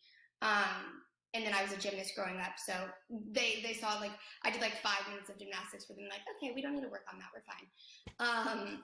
So we mainly worked on bow staff stuff because I was not good at it. Literally, they would hand me the staff, and I'd be like, "It's 6 feet tall, and I'm not." But I think that was cool because like as this show has progressed, I've gotten a lot more confident and better with the staff work, and so has my character. So I think it's kind of reflected. Yeah, I was even, that's the point I was going to think to myself, was that, you know, when she picks up the bow staff, it's not necessarily something she's trained with. You know, we know she's the character's gymnastic and whatnot, but she should be getting more and more comfortable and confident as it goes on. So that makes perfect sense. I do want to ask you, and I apologize if this is personal, but I know you've been diagnosed with diabetes, and this is something you're very passionate about. You're an advocate for. You speak about it. I come from a family of diabetics, so I'm a bit familiar with it. But you were diagnosed with type 1 diabetes at the age of 8. I mean, do you remember? I mean, you're not so far beyond those years. Do you remember like your life kind of changing in that moment and what that meant to you at that time? Yeah, so it's almost 15 years ago. In January, it'll be 15 years of being diabetic. It's so funny. I don't really remember a life before diabetes. Like, I don't remember eating a meal without having to check my blood sugar and take a shot and check after whatever. But I do remember the diagnosis week, certain parts of it a lot. Maybe it's just like the things my mom and dad had told me about that week, and maybe it's like been this own, I don't know, interpretation of it in my head. But yeah, I remember some of it. It was, weirdly enough, a very positive experience for me. I think my parents were a lot more sad than I was, because I was like, I don't know what diabetes is, but it's fine. Like, funny enough, the week I got diagnosed was when Nick Jonas, who also has diabetes, he had a People magazine article come out talking about his diabetes, and my mom brought the article to me in the hospital, and I was like, oh, I'm fine, I can still be an actor, like, I don't care. But yeah, it's so funny. When I got diagnosed, they said they were looking at 10 to 15 years until they thought there would be a cure. It's been 15 years and we still don't have a cure, but I'm optimistic that I'll see one in my lifetime. That's awesome. Is there, I mean, to give you a moment to spotlight this, I know you're an ambassador for JDRF. Is there anything, if somebody was looking for something to contribute to or learn more about it, is there anything you can recommend so people can get educated? Yeah, JDRF has a really good community. If you are a diabetic or know someone who is, that's kind of where I've made like a lot of my diabetic friends and built a community there, which is really great. And also they do a lot of research and advocacy, which I work with them, but there's other ones that are really great too. I say do your research because if there's something specific you want to niche into, it's out there. Awesome. Yeah. I commend you for being so open and honest about it. I know I saw one of your TikToks where you did the day in the life of a diabetic and it's intense. I mean, I can't I really I mean I was blown away by how much you have to do to live a normal life and you don't seem to let it stop you from doing the things that you're passionate about and you love. So kudos to you. Thank you. I appreciate that. So let's fast forward a little bit. You first went out to LA to start pursuing acting at 13 years old. Your first big role is on the Goldbergs. The first episode, episode 1, yeah. Zoe McIntosh, 2013. You did your research. Oh my gosh, I'm so impressed. That's what I do. And honestly, if I can say, you stole the scene that you're in because I remember I'm a big fan of the Goldbergs, and I thought back and I went, yeah, and I obviously I can't remember the exact situation of that first episode, but I remember the scene. It's a big moment for Adam, and he's got his crush on this girl, and they had their moment. What was that like for you, knowing that okay, you came out at 13, you went to LA, I want to do this, and then you obviously the Goldbergs wasn't a thing yet. But to get that gig and to get that part, what did that mean for you at that time? That was funny. I was, like you said, I was 13. This was for a waitress love interest. So in my head, I was like, I'm 13. I can't play a waitress. But my agent was like, just go in anyway. You're not going to get it. It's fine. And it was actually, I'd gone down for 4 weeks for what used to be called pilot season, which I'm not sure if that even exists anymore in our world. And it was my last week of pilot season. I hadn't booked anything, and I booked it. And I just remember being like, I go into the fitting because it's based in the 80s, and they did like a custom-made 80s waffle girl waitress outfit. And I went into the fitting, they're like, how old are you, 10? And I was like, shut up, please, let me just do this. Don't tell the producers I look 10. And they're like, whatever, okay. I remember being so nervous. My manager basically gave me a step-by-step of what the day would look like. You'll get there and someone will hand you this and this is da-da-da-da-da and you'll have to sign these papers and then you'll go into what's called... Anyway, I have to talk about this person particularly who just passed away, but George Siegel, who was on the Goldbergs. So like I said, I was so nervous. My mom was with me. I was a minor. She had also never been on a set. And George was so kind. He took me under his wing. He actually went and got my mom and brought her to what's called Video Village, where the producers and director watching the screens, you need to come watch your daughter film, and set her down so she could watch. And he was showing me what a mark was and how to hit it and how I need to angle. It's he just was so kind, and it made such a lasting impression on me. And then 3 years later, they brought my character back for another episode, which was, I never expected that when I got the call. And I'm like, oh, this is so full circle. Awesome. It's a big difference. For those that are season 4, episode 3, she comes back and gets to play the part again. What was that like, like you said, coming full circle and then re-entering that world, which at that point now the Goldbergs is a thing. Everybody knows about the show. What was it like coming back to it? I was much more confident. I almost felt like the cool person walking onto the set because I had just filmed a movie with Wendy, who's the mom on that show, and I had just played her daughter. So I came in and we had spent all summer together filming. And then I was leading a show on Nickelodeon, and I felt so much more confident and collected. But it was nice to go back and see them. That's and awesome. Sean, who's the boy, we had kept in touch a little bit, and he's very kind and welcoming. That's so cool. That's so cool. And actually, Heath in the comments just goes, "Oh my God, I just realized she's Waffle Girl. Sweet." Yes, I know. I had brown. I think that's the only role in my whole entire career where I had my natural hair color, and then I just had to start bleaching it, and I've never gone back. It's fine. Hey, there you go. Yeah, so okay, so from there, I mean, I'm not going to go into your whole bibliography of work, but the next kind of big things is 2013. Again, it's the Haunted Hathaways. You play Emma. It's a Nickelodeon show. If you guys don't, go out and see it. It's funny. Do you remember kind of booking that and going like, "Oh, is this my big break? Is this the thing for me?" Yeah, that role in particular was a very like roller coaster up and down situation. So actually, it was my very last day that I was in pilot season, and I had that audition. And my manager was like, "You just went on this audition. Like, what if you hear back?" And she ended up reaching out to casting, like, "Is she moving forward?" And they're like, "No, she can go home." So at this point, I had done the small role in the Goldbergs, but that it wasn't picked up. I didn't think it was going to be recurring. So I was at that point moving back to Texas after the month in LA. And I was going to high school. I'd missed the first week of high school at that point, but they were still going to let me try out for cheerleading. And I go home, I do the first 2 days of cheerleading tryouts, and we get a call. And they're like, "Actually, she's in the top 3 for the role. She needs to come back to LA at that point." And I had like just a mental breakdown. I was like, "No, it's been so crazy." But my parents were so supportive. We figured out a way for me to get back to LA, do the callback. I'm waiting there. At this point, I've given up cheerleading. They're like, "If you leave again, you can't do it." And I'm like, "No, because this could be it. Like, God's calling me this way." So I'm in LA. We get a call. I'm like, "She's not it. We're so sorry." I go home, and I'm like, okay, so now I don't have cheerleading. I'm missing school. I don't even know if they'll let me join this semester. I didn't get this role. Fly back home. I'm on the plane at home in DFW.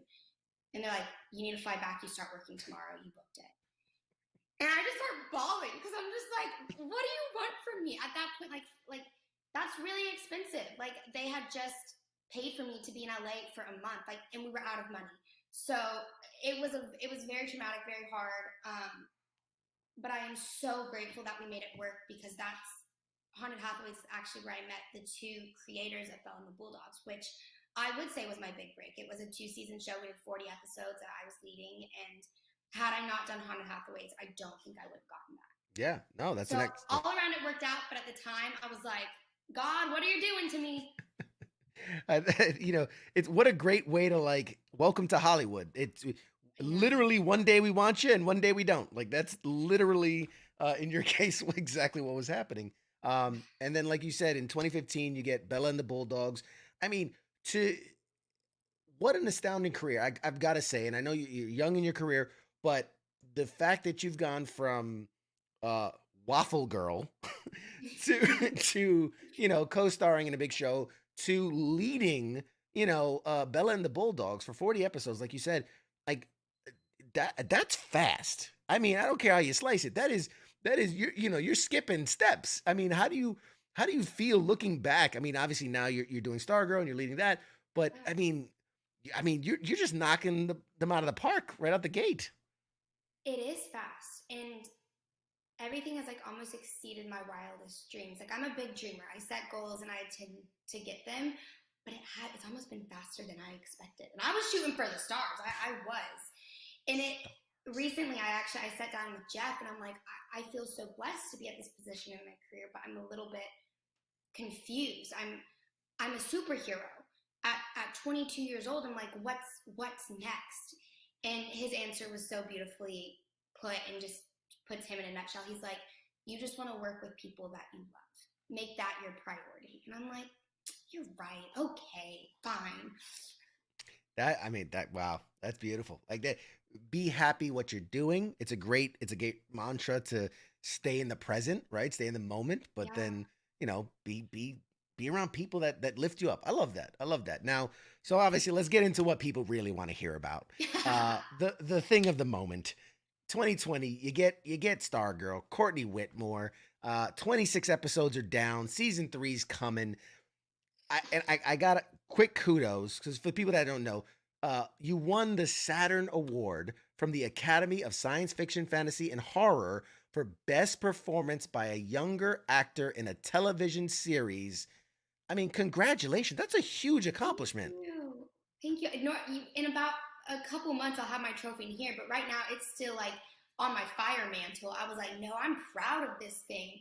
I am proud of it. We all worked so hard on Stargirl, and specifically the first season, it was one of the hardest things I've ever done. My average workday was 15 and a half hours for 8 months. It was hard. And so to have that recognition, it felt so good, and I'm so proud of the show. And yeah, thank you. That's awesome. That's so awesome. Now, I want to ask you, I can only imagine the process of booking something like Stargirl. There's so much. I don't want to say so much writing on it, but there's an established world because I mean it's kind of part of the whole Arrowverse, although it's kind of on its own thing. But I mean, you've got the Flash, you've got Arrow, you've got Legends of Tomorrow, you got all these shows that have built this DC lineup, this CW lineup. When you're in the process of like going for it, like, do you feel the pressure? Do you feel the weight of something like this? I don't know. When you're in the moment, it's like it's so surreal. I don't think I was maybe processing those things, and I feel so lucky to have like Jeff as my partner in all of this because he knows everything about DC Comics ever. Like I'll be like, who is this character? And he'll be like, well, in this comic he was this, but in this one he did it. Like he knows that I call him the DC Comic Encyclopedia. Oh, I lost you. Nope, no, I'm still here. Oh, no. No, I'm here. We got you. Hello. Oh, don't think we lost you. I can hear you. Oh. All right, guys. Hang on a second. No, Brec. Hopefully the audience can still hear me. I still got you, buddy. Come on. You can do it. Wait. This has never happened. Let's I'm going to try. Was I talking too much? No, can you hear me? Are you? Yeah, I okay. can hear you now. Okay, so we never lost you. I got you the whole time. All right, that's so embarrassing. I was literally just like on my phone. I was like, who do I text? Thank God I didn't say anything back because I was like, let's see a cute girl. This guy. Oh my God. Thank God we got disconnected. Oh no, Jesus. That's embarrassing. No, you're a pro. You did great. I mean, no, we lost you there. We didn't. Nothing. Yeah, you're good. Just get right back into it. You're good. It's like you don't like people watching you when you don't know. That's bad. Yeah. I No. should have at least covered my camera. Okay, we're fine. We're good. Did I pick my nose? No. Did I pick my nose? No, you're good. You looked like a rock star. You were like totally in the moment. You're just like, I'm gonna do my thing. I'm gonna wait for it. You did awesome. I'll catch you back up. So this was an interesting for me as a fan. As a fan, I'm watching Arrow, I'm watching Flash, I'm watching all these shows, and then it's announced, oh, Stargirl is coming. And I remember there's an episode of Legends of Tomorrow where they did this kind of multiversal crossover, Infinite Crisis, and there's a scene where we see you in that episode, which is weird, knowing that you're in an episode of Legends of Tomorrow randomly. Was that something that you shot specifically for that, or did they repurpose film? They repurposed film, but it's still so cool. Like you go to my IMDb and they're like, she's been in one episode of Legends, and I'm like, okay, that was the easiest episode I ever shot. Do you get paid for that? Like I was in that episode. Isn't that so dumb? Like I literally didn't do anything and they paid me, and I get residuals from it. That's awesome. Oh my God. I know, I love it. I wish. I'll do that all day. I'm trying to like that. That's what I want my career to be. Just use my footage. Yeah. Yeah. Just I want to be a poster in the background of shots. Like, well, he's on this. We got to pay him for that. So bearing that in mind, could we? I know you can't talk about season 3. Could we see crossovers? Can we see her interacting with other DC properties? I sure hope so. I don't know. There was talks of the first season. They had come to me about a couple different things, like, oh, we might want you in this episode of this, and then it never happened. And I'm like, what the crap, guys? You got my hopes up. But I still feel optimistic. Like the cool thing with DC is like all things are possible. Yeah. So if they told you, you You can be on one episode of one of the shows. You got to pick one. Is there one that you'd rather like? No, I don't want to say rather. That sounds terrible. But like, yeah, as like a creative, I get it. So forever my answer was Supergirl because I wanted to meet Melissa. I watched interviews of her and she just seems so nice. I'm like, I just want to be her friend. But that just ended. And also, I really like Superman and Lois. Tone wise, I feel like it kind of matches our show too. Like I can see there being room for a crossover. And Superman, like that's literally the most iconic superhero. Come on. And the color schemes are very similar. I mean, you guys would. That's what, yeah, you like would match well. I know there was a lot of conversation between like whether it was like taking inspiration from whatever. I know there was talks about it, so I dig it. I dig it. And for those that maybe aren't as much of a nerd as I am, you're actually the third actress to play the live action version of Courtney Whitmore / Stargirl. When you, maybe not before you booked it, but when you booked it, did you do a little digging? Did you read up on the character? Did you see the other live action versions? What'd you do? Yeah, I didn't watch the other live action version because I know Jeff wanted this to be its own entity. So I just didn't feel like it was necessary. I did read some of the comics, like my all my Stargirl comics are right there, just so I had some background on it. But our show is so loosely based on the comics. Like the characters are very comic book accurate, but the storyline is so loose. I loved in season 2 where we finally got paintball, like the show's interpretation of paintball, because that was the very first Stargirl comic that I read, and I thought Jeff did such a good job, like grounding that character into like one of the people that were already in the show. I just loved it. That was one of my. That's awesome. Like, oh, we are a comic book show. Like I get that reference. I get that reference. I do. I felt really cool. Totally. I love it. So okay. So if you didn't feel the weight of the role and you didn't feel the weight of kind of the previous incarnations, what was that sticky point for you in taking this role when you booked it? What was the fear? What was the thing that kind of maybe kept you up a little bit on it, if anything? Yeah. I mean, probably the history behind the character. I'm sure with all your research, you're aware that Stargirl was created after Jeff's late sister, who tragically passed in a plane crash. And so this role is honoring her and her legacy. And so there was a pressure that came with that because I wanted to make him proud, his family proud, her proud.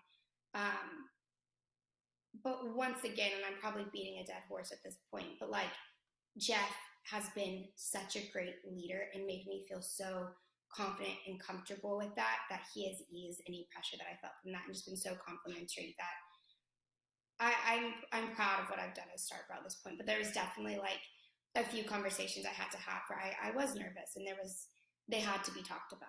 Yeah. Oh, and it's almost, I've talked to some actors and actresses about when they do a movie about a real person, right? This is based on the true story and the pressure of like living up to the title of that person. And you have something similar, maybe not necessarily on the person, but the idea of the character, but also the inspiration behind it and wanting to do it justice. So that's beautiful. And you've gotten to act with, I mean, obviously just incredibly amazing young talent. You know, the whole cast is so good, but some of the, let's call them veterans in the group, you know, I mean, you've got Amy Smart. We love a pun. Love that. Yeah. You got Amy Smart in there playing your mom. You got Luke Wilson playing kind of the surrogate dad. Joel McHale, now finally your paths crossed with him in the series. I mean, that is a dream team of people. What has it been like to act with these guys and kind of what have you taken from their performances that you kind of want to, you know, incorporate into your, you know, style?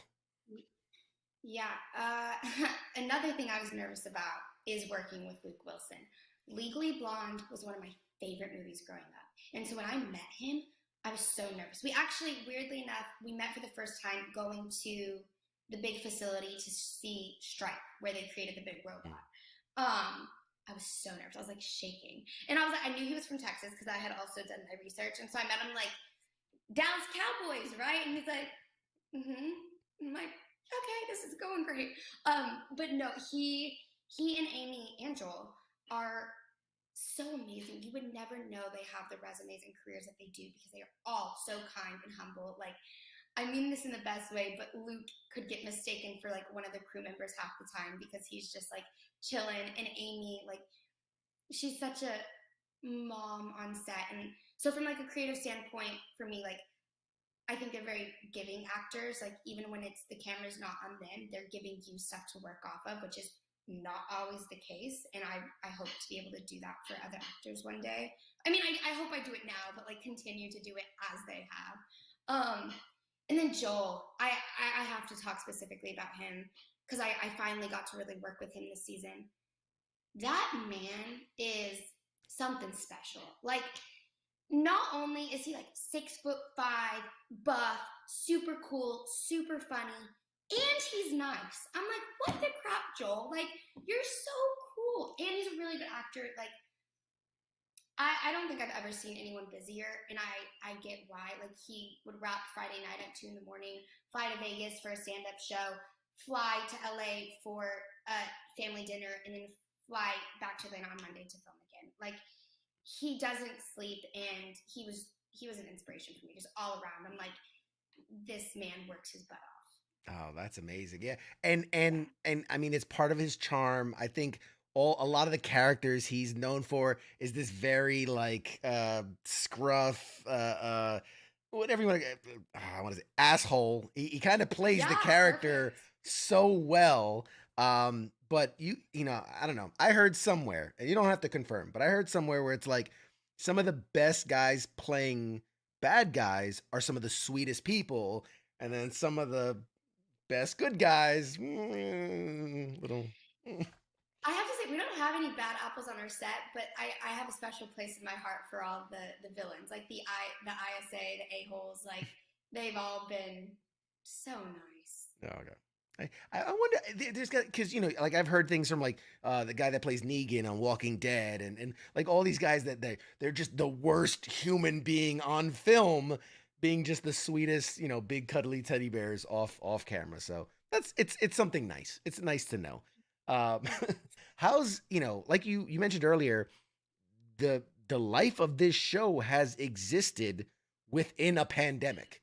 How for you has that changed how you operate, maybe as an actress, but also how you've seen, you know, the set itself, the team itself kind of operate? It's definitely not been what I expected. Just even like the premiere of the show, you know, there was certain ideas I had about like what this would look like. There was a New York press tour lined up, and I thought we would be at Comic-Cons doing panels, and none of that happened. And I definitely had a time where I had to mourn the loss of those things. But so many things have exceeded my expectations, and like the family that I have created that I never. The girl who plays Wildcat, Yvette, like, she's literally my best friend. Like, period. When I get married, she'll probably be my maid of honor. Like, I freaking love her. And then season 2 is when we started September of 2020. So it was like still middle of all the craziness. And it was really hard. There was definitely some growing pains that we had to adjust to. But like, I can say we didn't have to shut down our second season, and shows were getting shut down everywhere for positive COVID tests, but like, we took it really seriously and like respected the show. And so we got through the whole season without having to shut down, which was a feat. That's awesome. I mean, it's so good. And I had a question in here where I said, you know, again, as a viewer, it feels like you guys are having fun. It feels, it's enjoyable to watch when it seems like the people in the show want to be there and they're enjoying it. And I had to ask, I was like, are you guys really that tight, or is you're just all really good actors and just playing the role that good? No, I'm telling.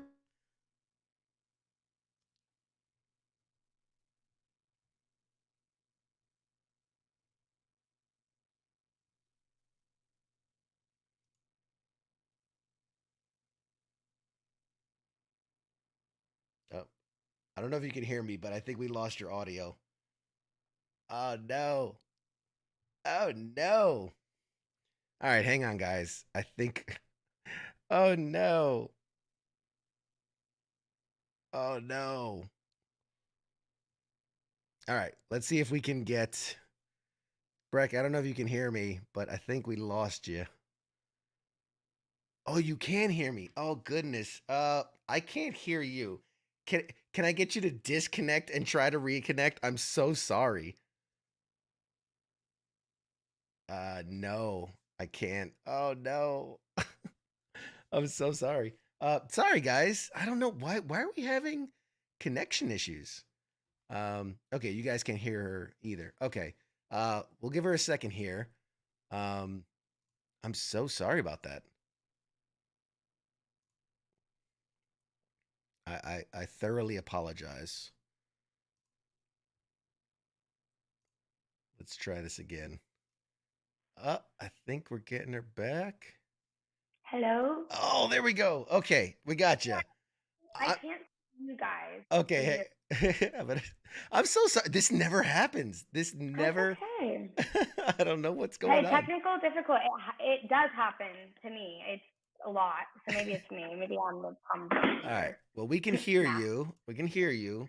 And actually, my blood sugar, diabetic, haha, is starting to go low. I'm good for a little bit longer, but Sure. I need to wrap it No, up. no, absolutely, absolutely. Well, a couple more questions, and we'll let you go. I appreciate so much your time. People in the chat's going, "What is it? The Texas weather?" All right. Maybe we had tornadoes yesterday. There you go. Couple more questions, and we'll get you right out the door. Let's see. I'll skip. I have so many questions. I'm gonna try to get to the good ones. Okay. I'll try to answer fast too. Rapid fire. We're gonna do rapid fire now. Okay, we talked about that. We talked about looking back where my notes were. What's the favorite scene you shot in season 1? Probably the scene at the drive-in where I blow up the car, Brainwave Son's car, when I don't know how to use the staff at all, and it's basically using me. Love that scene. Absolutely. Was it I'm assuming practical effects? You got to watch the big explosion be part of it. Oh, that's the best. Yeah. That's the best. Mm-hmm. I was gonna say, have you kept any mementos from the show? But very, very obvious. You know, some critics, some people say that like all these shows are stupid and they're silly and they're like they're less than art. I mean, how do you feel when you hear people knock the hard work that you guys are putting into this? I don't take it to heart at all, because if they came to our set one day, they would never say that again. Like, even my dad, sometimes like being an actor, they think my life is all do. And there's parts of it that definitely are. I won't deny that. But he came to set actually during that scene I just spoke about. He's been to set twice, and that was one of them. And there's 200 crew members. We're blowing up a car. That night we worked from 6 p.m. to 7:30 a.m. And he went home and went to sleep. He was like, I'm not staying up. And the next day he goes, wow, you work like a grown person. And I'm like, thanks, Dad. I appreciate that. So I know the work we do. It doesn't bother me. That's awesome. No, that's awesome. Yeah, if you can not let the criticism get to you, I mean, you're gonna have a very long career in this industry. I have to say, season 1 being and I don't mean this disparagingly, very campy, very fun, silly, kind of silly. Season 2 went dark. And I mean that in a positive way, because it showed range, right? We can go from Adam West 70s Batman, very cartoony, to this very gritty, dark, adult themed kind of things that were going on. For season 3, can you tease like where in that spectrum it falls? Are we going a little bit more campy? Are we staying a little darker? Where does it kind of fall in there? So something Jeff wanted for our show is every season to still have the positive heart of Stargirl, but tonally be different. So first season, our inspo was 80s, like 80s movie. He had me watch Back to the Future, the original Karate Kid, which that fits into it. Second season, our 2 inspirations, it was horror films. So it was It, the new It, and Nightmare on Elm Street. Those were our 2 inspirations. Dark. third season, I would say it is even like the most specific genre tonally we've had, and it's nothing like the first or second season, but it's a completely different tone and genre, which of course still having the Stargirl part. Right. It keeps the core thread of it, but it explores. But it's totally different. Yes, it's Gotcha. not Eclipso. It's not 80s campiness. It's fun. Okay. The last thing I'll ask you, now that we talked about it, you cross paths with Starman. I'm assuming there's going to be a lot of scenes with you guys. Do we get to see, without spoiling anything, do we get to see new powers, new abilities, new techniques? Like, does the character kind of evolve, so to speak?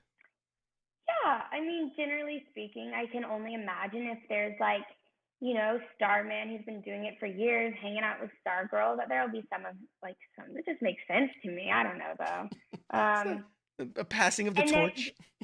Yeah, and there's some other characters who I would say I don't want to say too much. Other characters who have really cool power developments, really cool ones. Okay.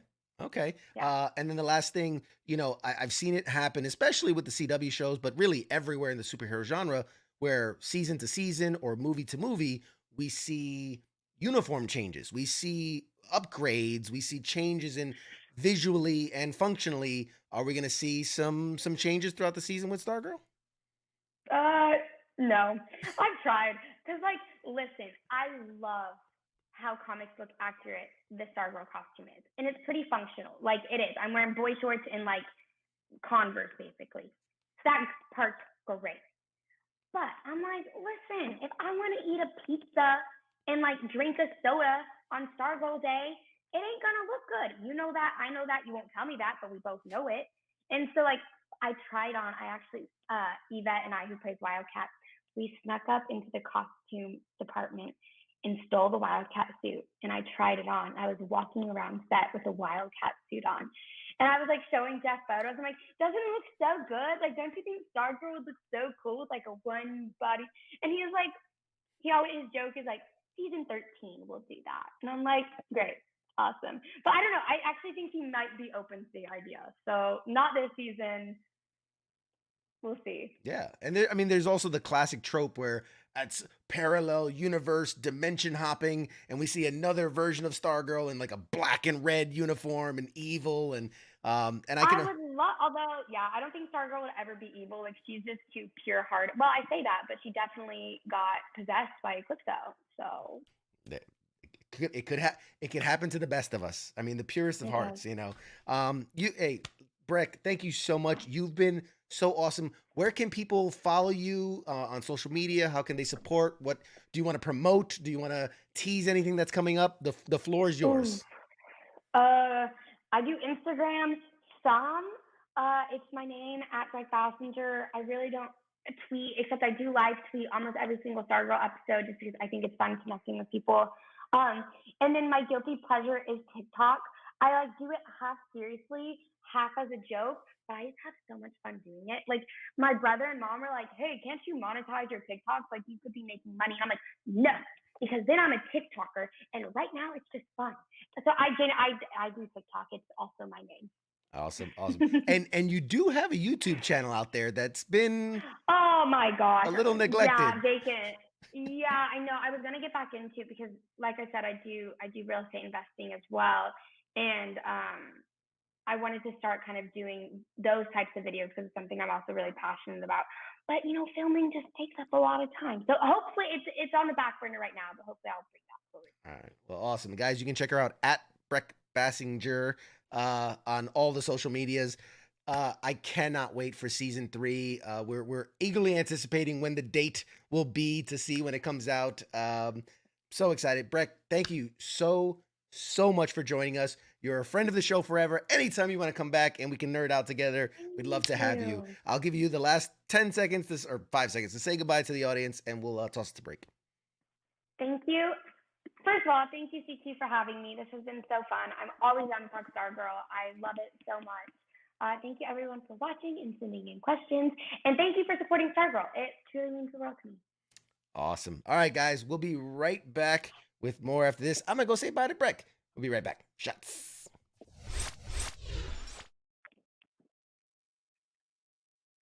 You're listening to the sounds of WTF Nation Radio. Call the show now at 415-889-8367.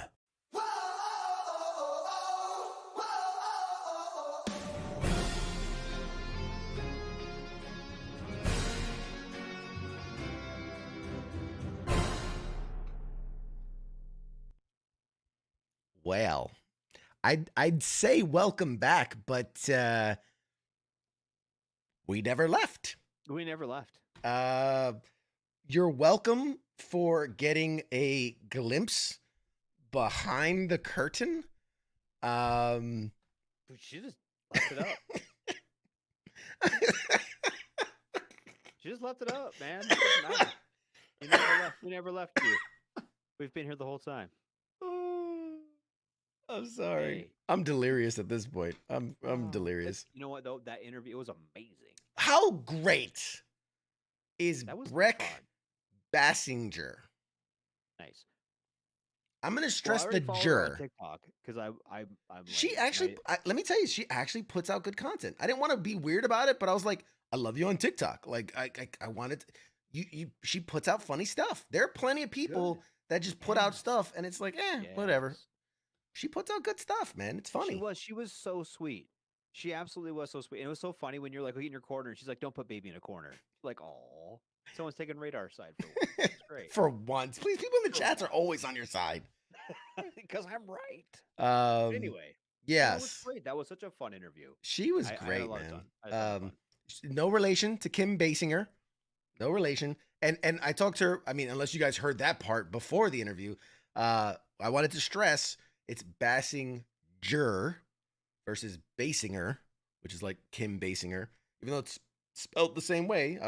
Show respect. That's her name is Bassinger, so that's why if you kept hearing me like enunciate Brec Bassinger, it's because I want to. You sounded bad. You sounded like you didn't know how to talk. We know already. I suck at names. Her TikTok is Brec Bass. Brec Bass, yeah.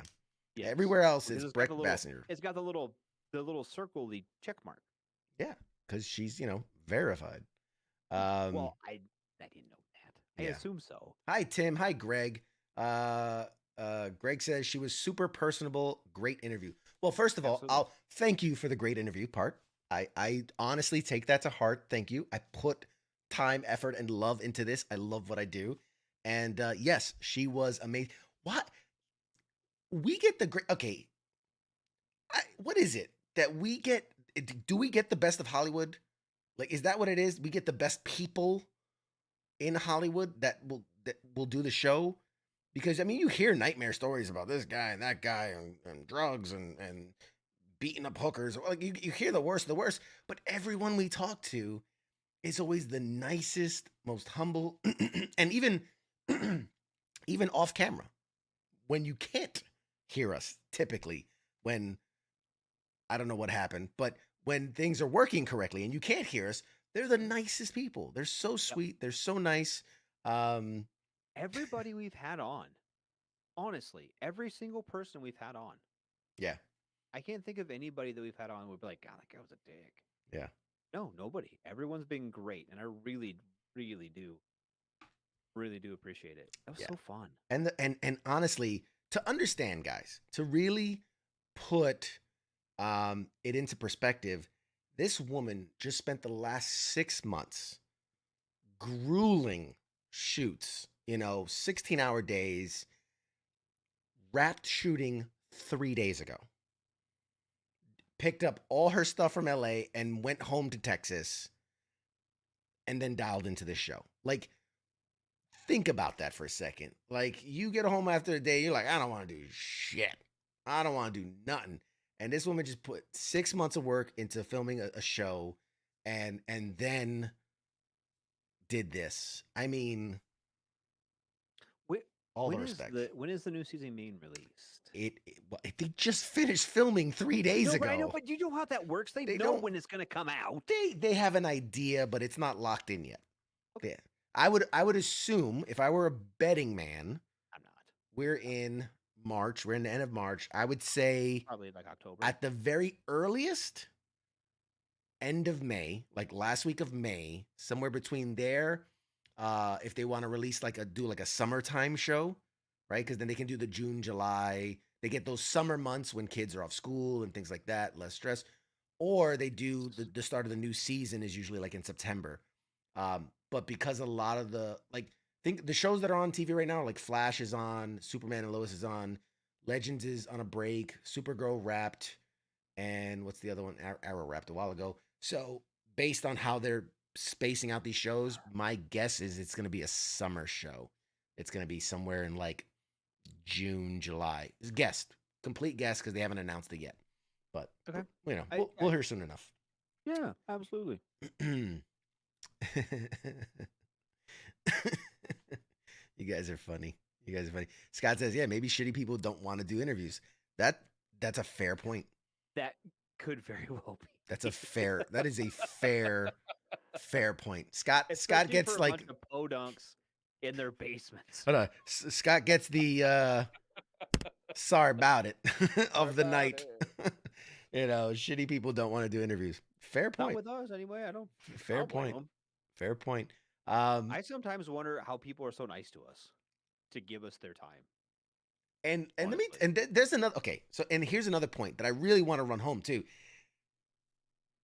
These guys, when they do interviews, are typically 5 minutes, 10 minutes, or for them, a long interview is in that 15 to 20 minute range. That's considered a long interview. For her to give up an entire hour to sit down and just shoot the shit with us and all these amazing, talented people. And let me tell you, we are stacked for the next couple of months with guests. For them to sit down and really give of themselves an entire hour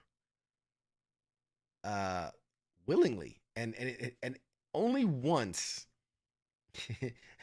For those that don't know it off the top of your head, go back and try to find it. Only once did we have an interview start, and then about halfway through, they're like, "Yeah, I gotta go."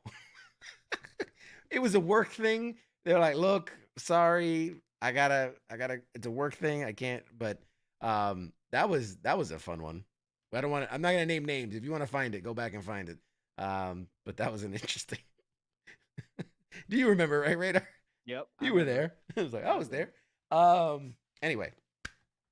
But they were, it's not like they didn't want to be. Yeah, no. It was a legit work thing that they had to go and do. And they were great. Maybe. They were great for the half an hour we got them for. Maybe they just had like hey, if this sucks, call me. Like it's a bad date. Okay. I shouldn't say this, but I like to think that because he was eating while we're there.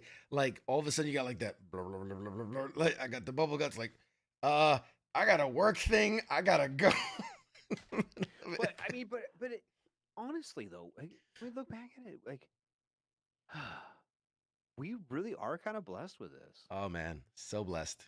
We really are. I'm so happy blessed. at it. First of all, blessed for the audience. Thank you guys for tuning in.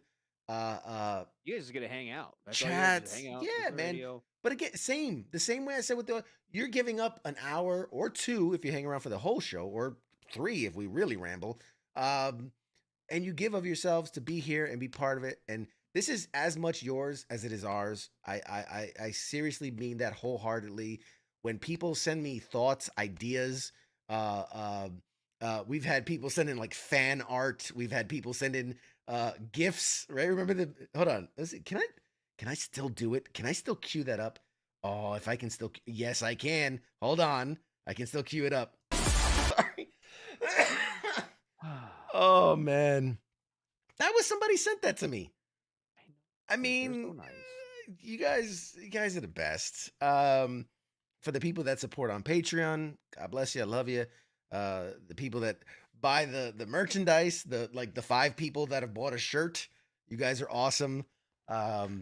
Seriously, it means the world to me that you guys participate. I want to bring you the best possible show I can. I'm building a better studio to be able to do. I have ideas. So part of me building a studio is going to be so that not only do you get like this shot, the show shot, it's going to allow me space to film from other angles. Maybe do like a multi-camera, do like a streaming setup to do gaming, to do in-person interviews. Like it's gonna allow me to do so much more, and I'm so excited to do it. Yeah, there's so many opportunities, so many opportunities. Um, yeah, my head is literally swimming with ideas of things that I want I to love do. it. I love when you go on. You've got your own little rants too. CQ soapbox.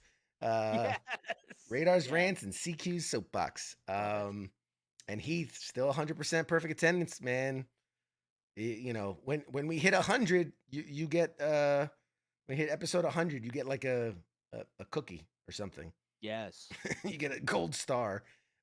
Perfect attendance, man. God bless you, man. Appreciate you every time you come out. What else can we say? There's there's so much coming. There's so much coming. God, I'm trying to think about what I can talk about and what I can't. Nothing. You can talk about nothing because as soon as you talk about it, it doesn't happen. Oh, that's not true. That's true. To jinxes it. I don't jinx it, man. Jinxes it. All right, guys. Radar, do you want Yes. to give them the spiel of The what? spiel? The spiel. Of what? Give them the Of what has and is going to happen. give them the old WTF special. Well, you have been listening tonight to the Pop Culture Warrior. CQ, Radar, and our guest, Brec Bassinger, right? Bassinger? Like Bassinger. with That's right. with a That's B. right. Yes. She was such a sweetheart. Thank you for listening and hanging out with us. Now, tomorrow, Wednesday, it's a day off. It's a Don's day, a day of no scheduled activities. Okay. Thursday, Swords Time. Big Sergeant events. Okay. We're going to talk about, there's a little rumor of some ACFT things dropping. 90% sure. I mean, it's the Army and the ACFT. It could be very wrong. Let's be honest. Now, but they have all kinds of all sergeant things to do. They got, they've got like big sergeant stuff, right? There's like, I don't know, something going on in Europe they might talk about. There might be some PT tests, some shit. I don't know. But that's beside the point. Now, Friday Night Freedom, Kazapugi. Bringing all kinds of fun shit. They got a guest. They got all kinds of shit. Okay. I think Ice might be filling in on that. Maybe not. I could be wrong. I might have read it and I don't. Not very smart. They don't pay me to be smart. Okay. But Friday night, it's usually Friday Night Freedom Kazapugi. Now, the weekend, Saturday, Sunday, Donza. We're a weekend off place for now. Okay. We'll be off work, join our families. You guys go enjoy your families too. Hopefully you like them. If you don't, learn to like them. They're pretty good people. Generally, maybe. Anyway. If not, hang out with your buddies. Drink some beers at the lake or something. It's getting nice out. Spring has sprung. You heard it here. Not first, but you heard it. Now, Monday, back to work. Back to the Monday edition with Ice. Going to have all kinds of cool current events things, stuff. The world is evolving and changing, and Ice is going to let you know about all those cool things that happen.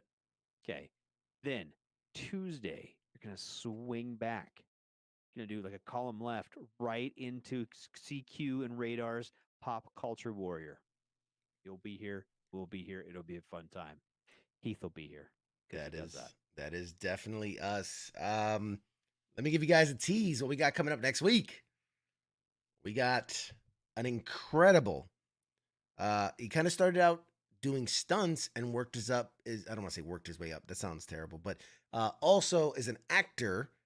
His name is Rich Ting. He's done so many things. I'm trying to think where he would. He was an episode of Supergirl where he played Metallo. Played one of the versions of Metallo on an episode of Supergirl. He was in the TV series of Rush Hour.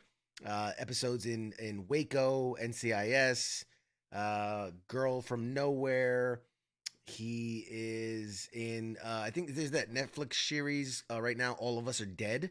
He did 5 episodes in that. He was a stunt coordinator and performer for Crank High Voltage, G.I. Joe Rise of Cobra. He was did stunts and was a CIA agent in the movie Salt with Angelina Jolie. I mean, he's done an absolute ton of work. And he's going to be joining us next week. After that, oh God, I'm going to butcher this name. I got 2 weeks to get ready for this name. Cheyenne Sobhyan. Cheyenne Sobhyan. He plays in You're just not good at the name thing. I'm not good at names, man. I'm not good at names. God damn it. He's I'm gonna take a class. Is there a class I can take on how to pronounce names? Yeah, it's called English. Damn It it. was English class. I walked right into that one. Ugh. He is in Legends of Tomorrow. He plays the brother of he's the wind guy, brother, again names. I forget. Bayrod in Legends of Tomorrow. The week after that, April 12th, Mark Prosh. He is an incredibly funny comedian and actor. Most notably, currently, he is in What We Do in the Shadows. He's the energy vampire versus everybody else's blood classic vampire. He's the white, bald head energy vampire. Really, really, really, really funny dude. I will say, if nobody's listening, he doesn't want to be on camera. Hey, man, respect. I almost think it might have to do with something he's shooting and maybe can't show what his appearance looks like because of shooting. But he'll be here. He'll be with us. He'll be on the phone, and we'll talk to him. It's going to be a great show. I'll try to convince him to be on camera. But like, don't worry, nobody watches this. You can do it, but we'll get to there. Also in April, we got Matthew Letcher. He is in a bunch of things, but you would most notably recognize him as the Reverse Flash in The Flash or Legends of Tomorrow or Arrow, because he appears on all of them. He just did an episode of Legends of Tomorrow on the season finale. So he'll be here April 19th. April 26th, we've got Kevin Bigley. He is the co-lead of the show Upload, which is a great, great show. Season 2 just came out. He was actually supposed to be here to promote season 2, and that was the show. I got super sick and had to cancel. He's being awesome. He's willing to rebook and come on the end of April. So we'll talk about the end of season 2 of Upload when he comes on. And then the last one I'll talk about now, which we got so many good people that we're just scheduling, so I'm not going to announce it. But the last one I can announce, May 3rd, Colleen O'Shaughnessy. She is the voice of Tails from Sonic, the series. So she's done the video games, the cartoons, and now the live action movies. So she's the voice of Sonic of Tails and so many other things. But that was like where I was like, I would love to talk to her. She's awesome. She's very vocal about doing her thing. So we got a ton. And when I tell you, take this to heart. No one is better than anyone else, per se, but some of the people that we're just trying to find a date to fit are people that are legends in the business, that have done some of the biggest things, and oh God, I'm just so excited. I'm really, there's a couple that I'm just really excited about. Raider, I'll talk to you after. Well, I gotta some of them. I'm so excited. Gotta get it off your chest. Oh, I gotta get it off the chest. Well, how about we make sure we get this thing turned off first? Yeah, we'll make sure that the communications are. Break, everybody to know. Everybody to know. It just be. Yeah, just we'll cut that. But anyway, guys. Oh man, it has been an awesome Tuesday. I'm so excited. If you missed if you've missed the opening announcements, I'm changing studios. I'm building a new studio. So follow me on social media because I'm gonna be posting updates as I build it and design it and create it and bring it to life. Probably going to be another 2 or 3 episodes here until I have it completely built and redecorated and whatnot. And yeah, I'm so excited for that. And then again, follow the social media, especially this weekend, because I'll be doing some really big things, and it's going to be a lot of fun. I'm going to be jet lagged as fuck because I literally fly out Thursday night, go do that thing, midnight flight from LA to Chicago to do that event, and then next day fly back to the East Coast. I'm going to be a little bit tired. You'll be fine. Sleep on the plane. And, well, I forget that you're on like the coasty coast. Yeah, right? I'm close. close. Jet lag to Vegas, or to LA. That's an hour time difference, dude. How you gonna be jet lagged? Oh yeah, I'm literally going one side of the country to the other. Anyway, sorry about it, guys. This has been phenomenal. Thank you so much for tuning in, hanging out with us. Always know that you can reach us on social media. Share with us your thoughts, ideas, suggestions. If you think Radar sucks and I need a new co-host, just keep sending those in. I have a mailbox full of them. Yeah, thousands. So just keep sending them in. I skim through them. But yeah, we're off to lots more shenanigans. Radar. Yes. Do you have anything for the folks at home before we sign off? No, I don't. I just want to say this: stay awesome. You can't say no, I don't, but I just want to say this because you're canceling out the last point by adding. Does anybody listening expect coherent thoughts to fall out of my face? No. All right, guys, it has been awesome. Love each and every one of you, and we'll see you next week. Like Radar said, stay awesome. Say goodnight, Radar. Night, Radar. All right, shots, guys. Hey, bye. See you.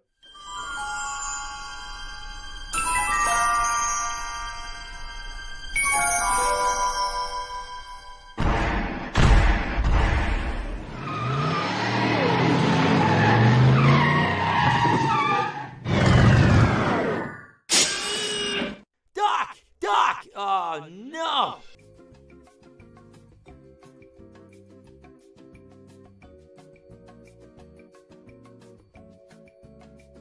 You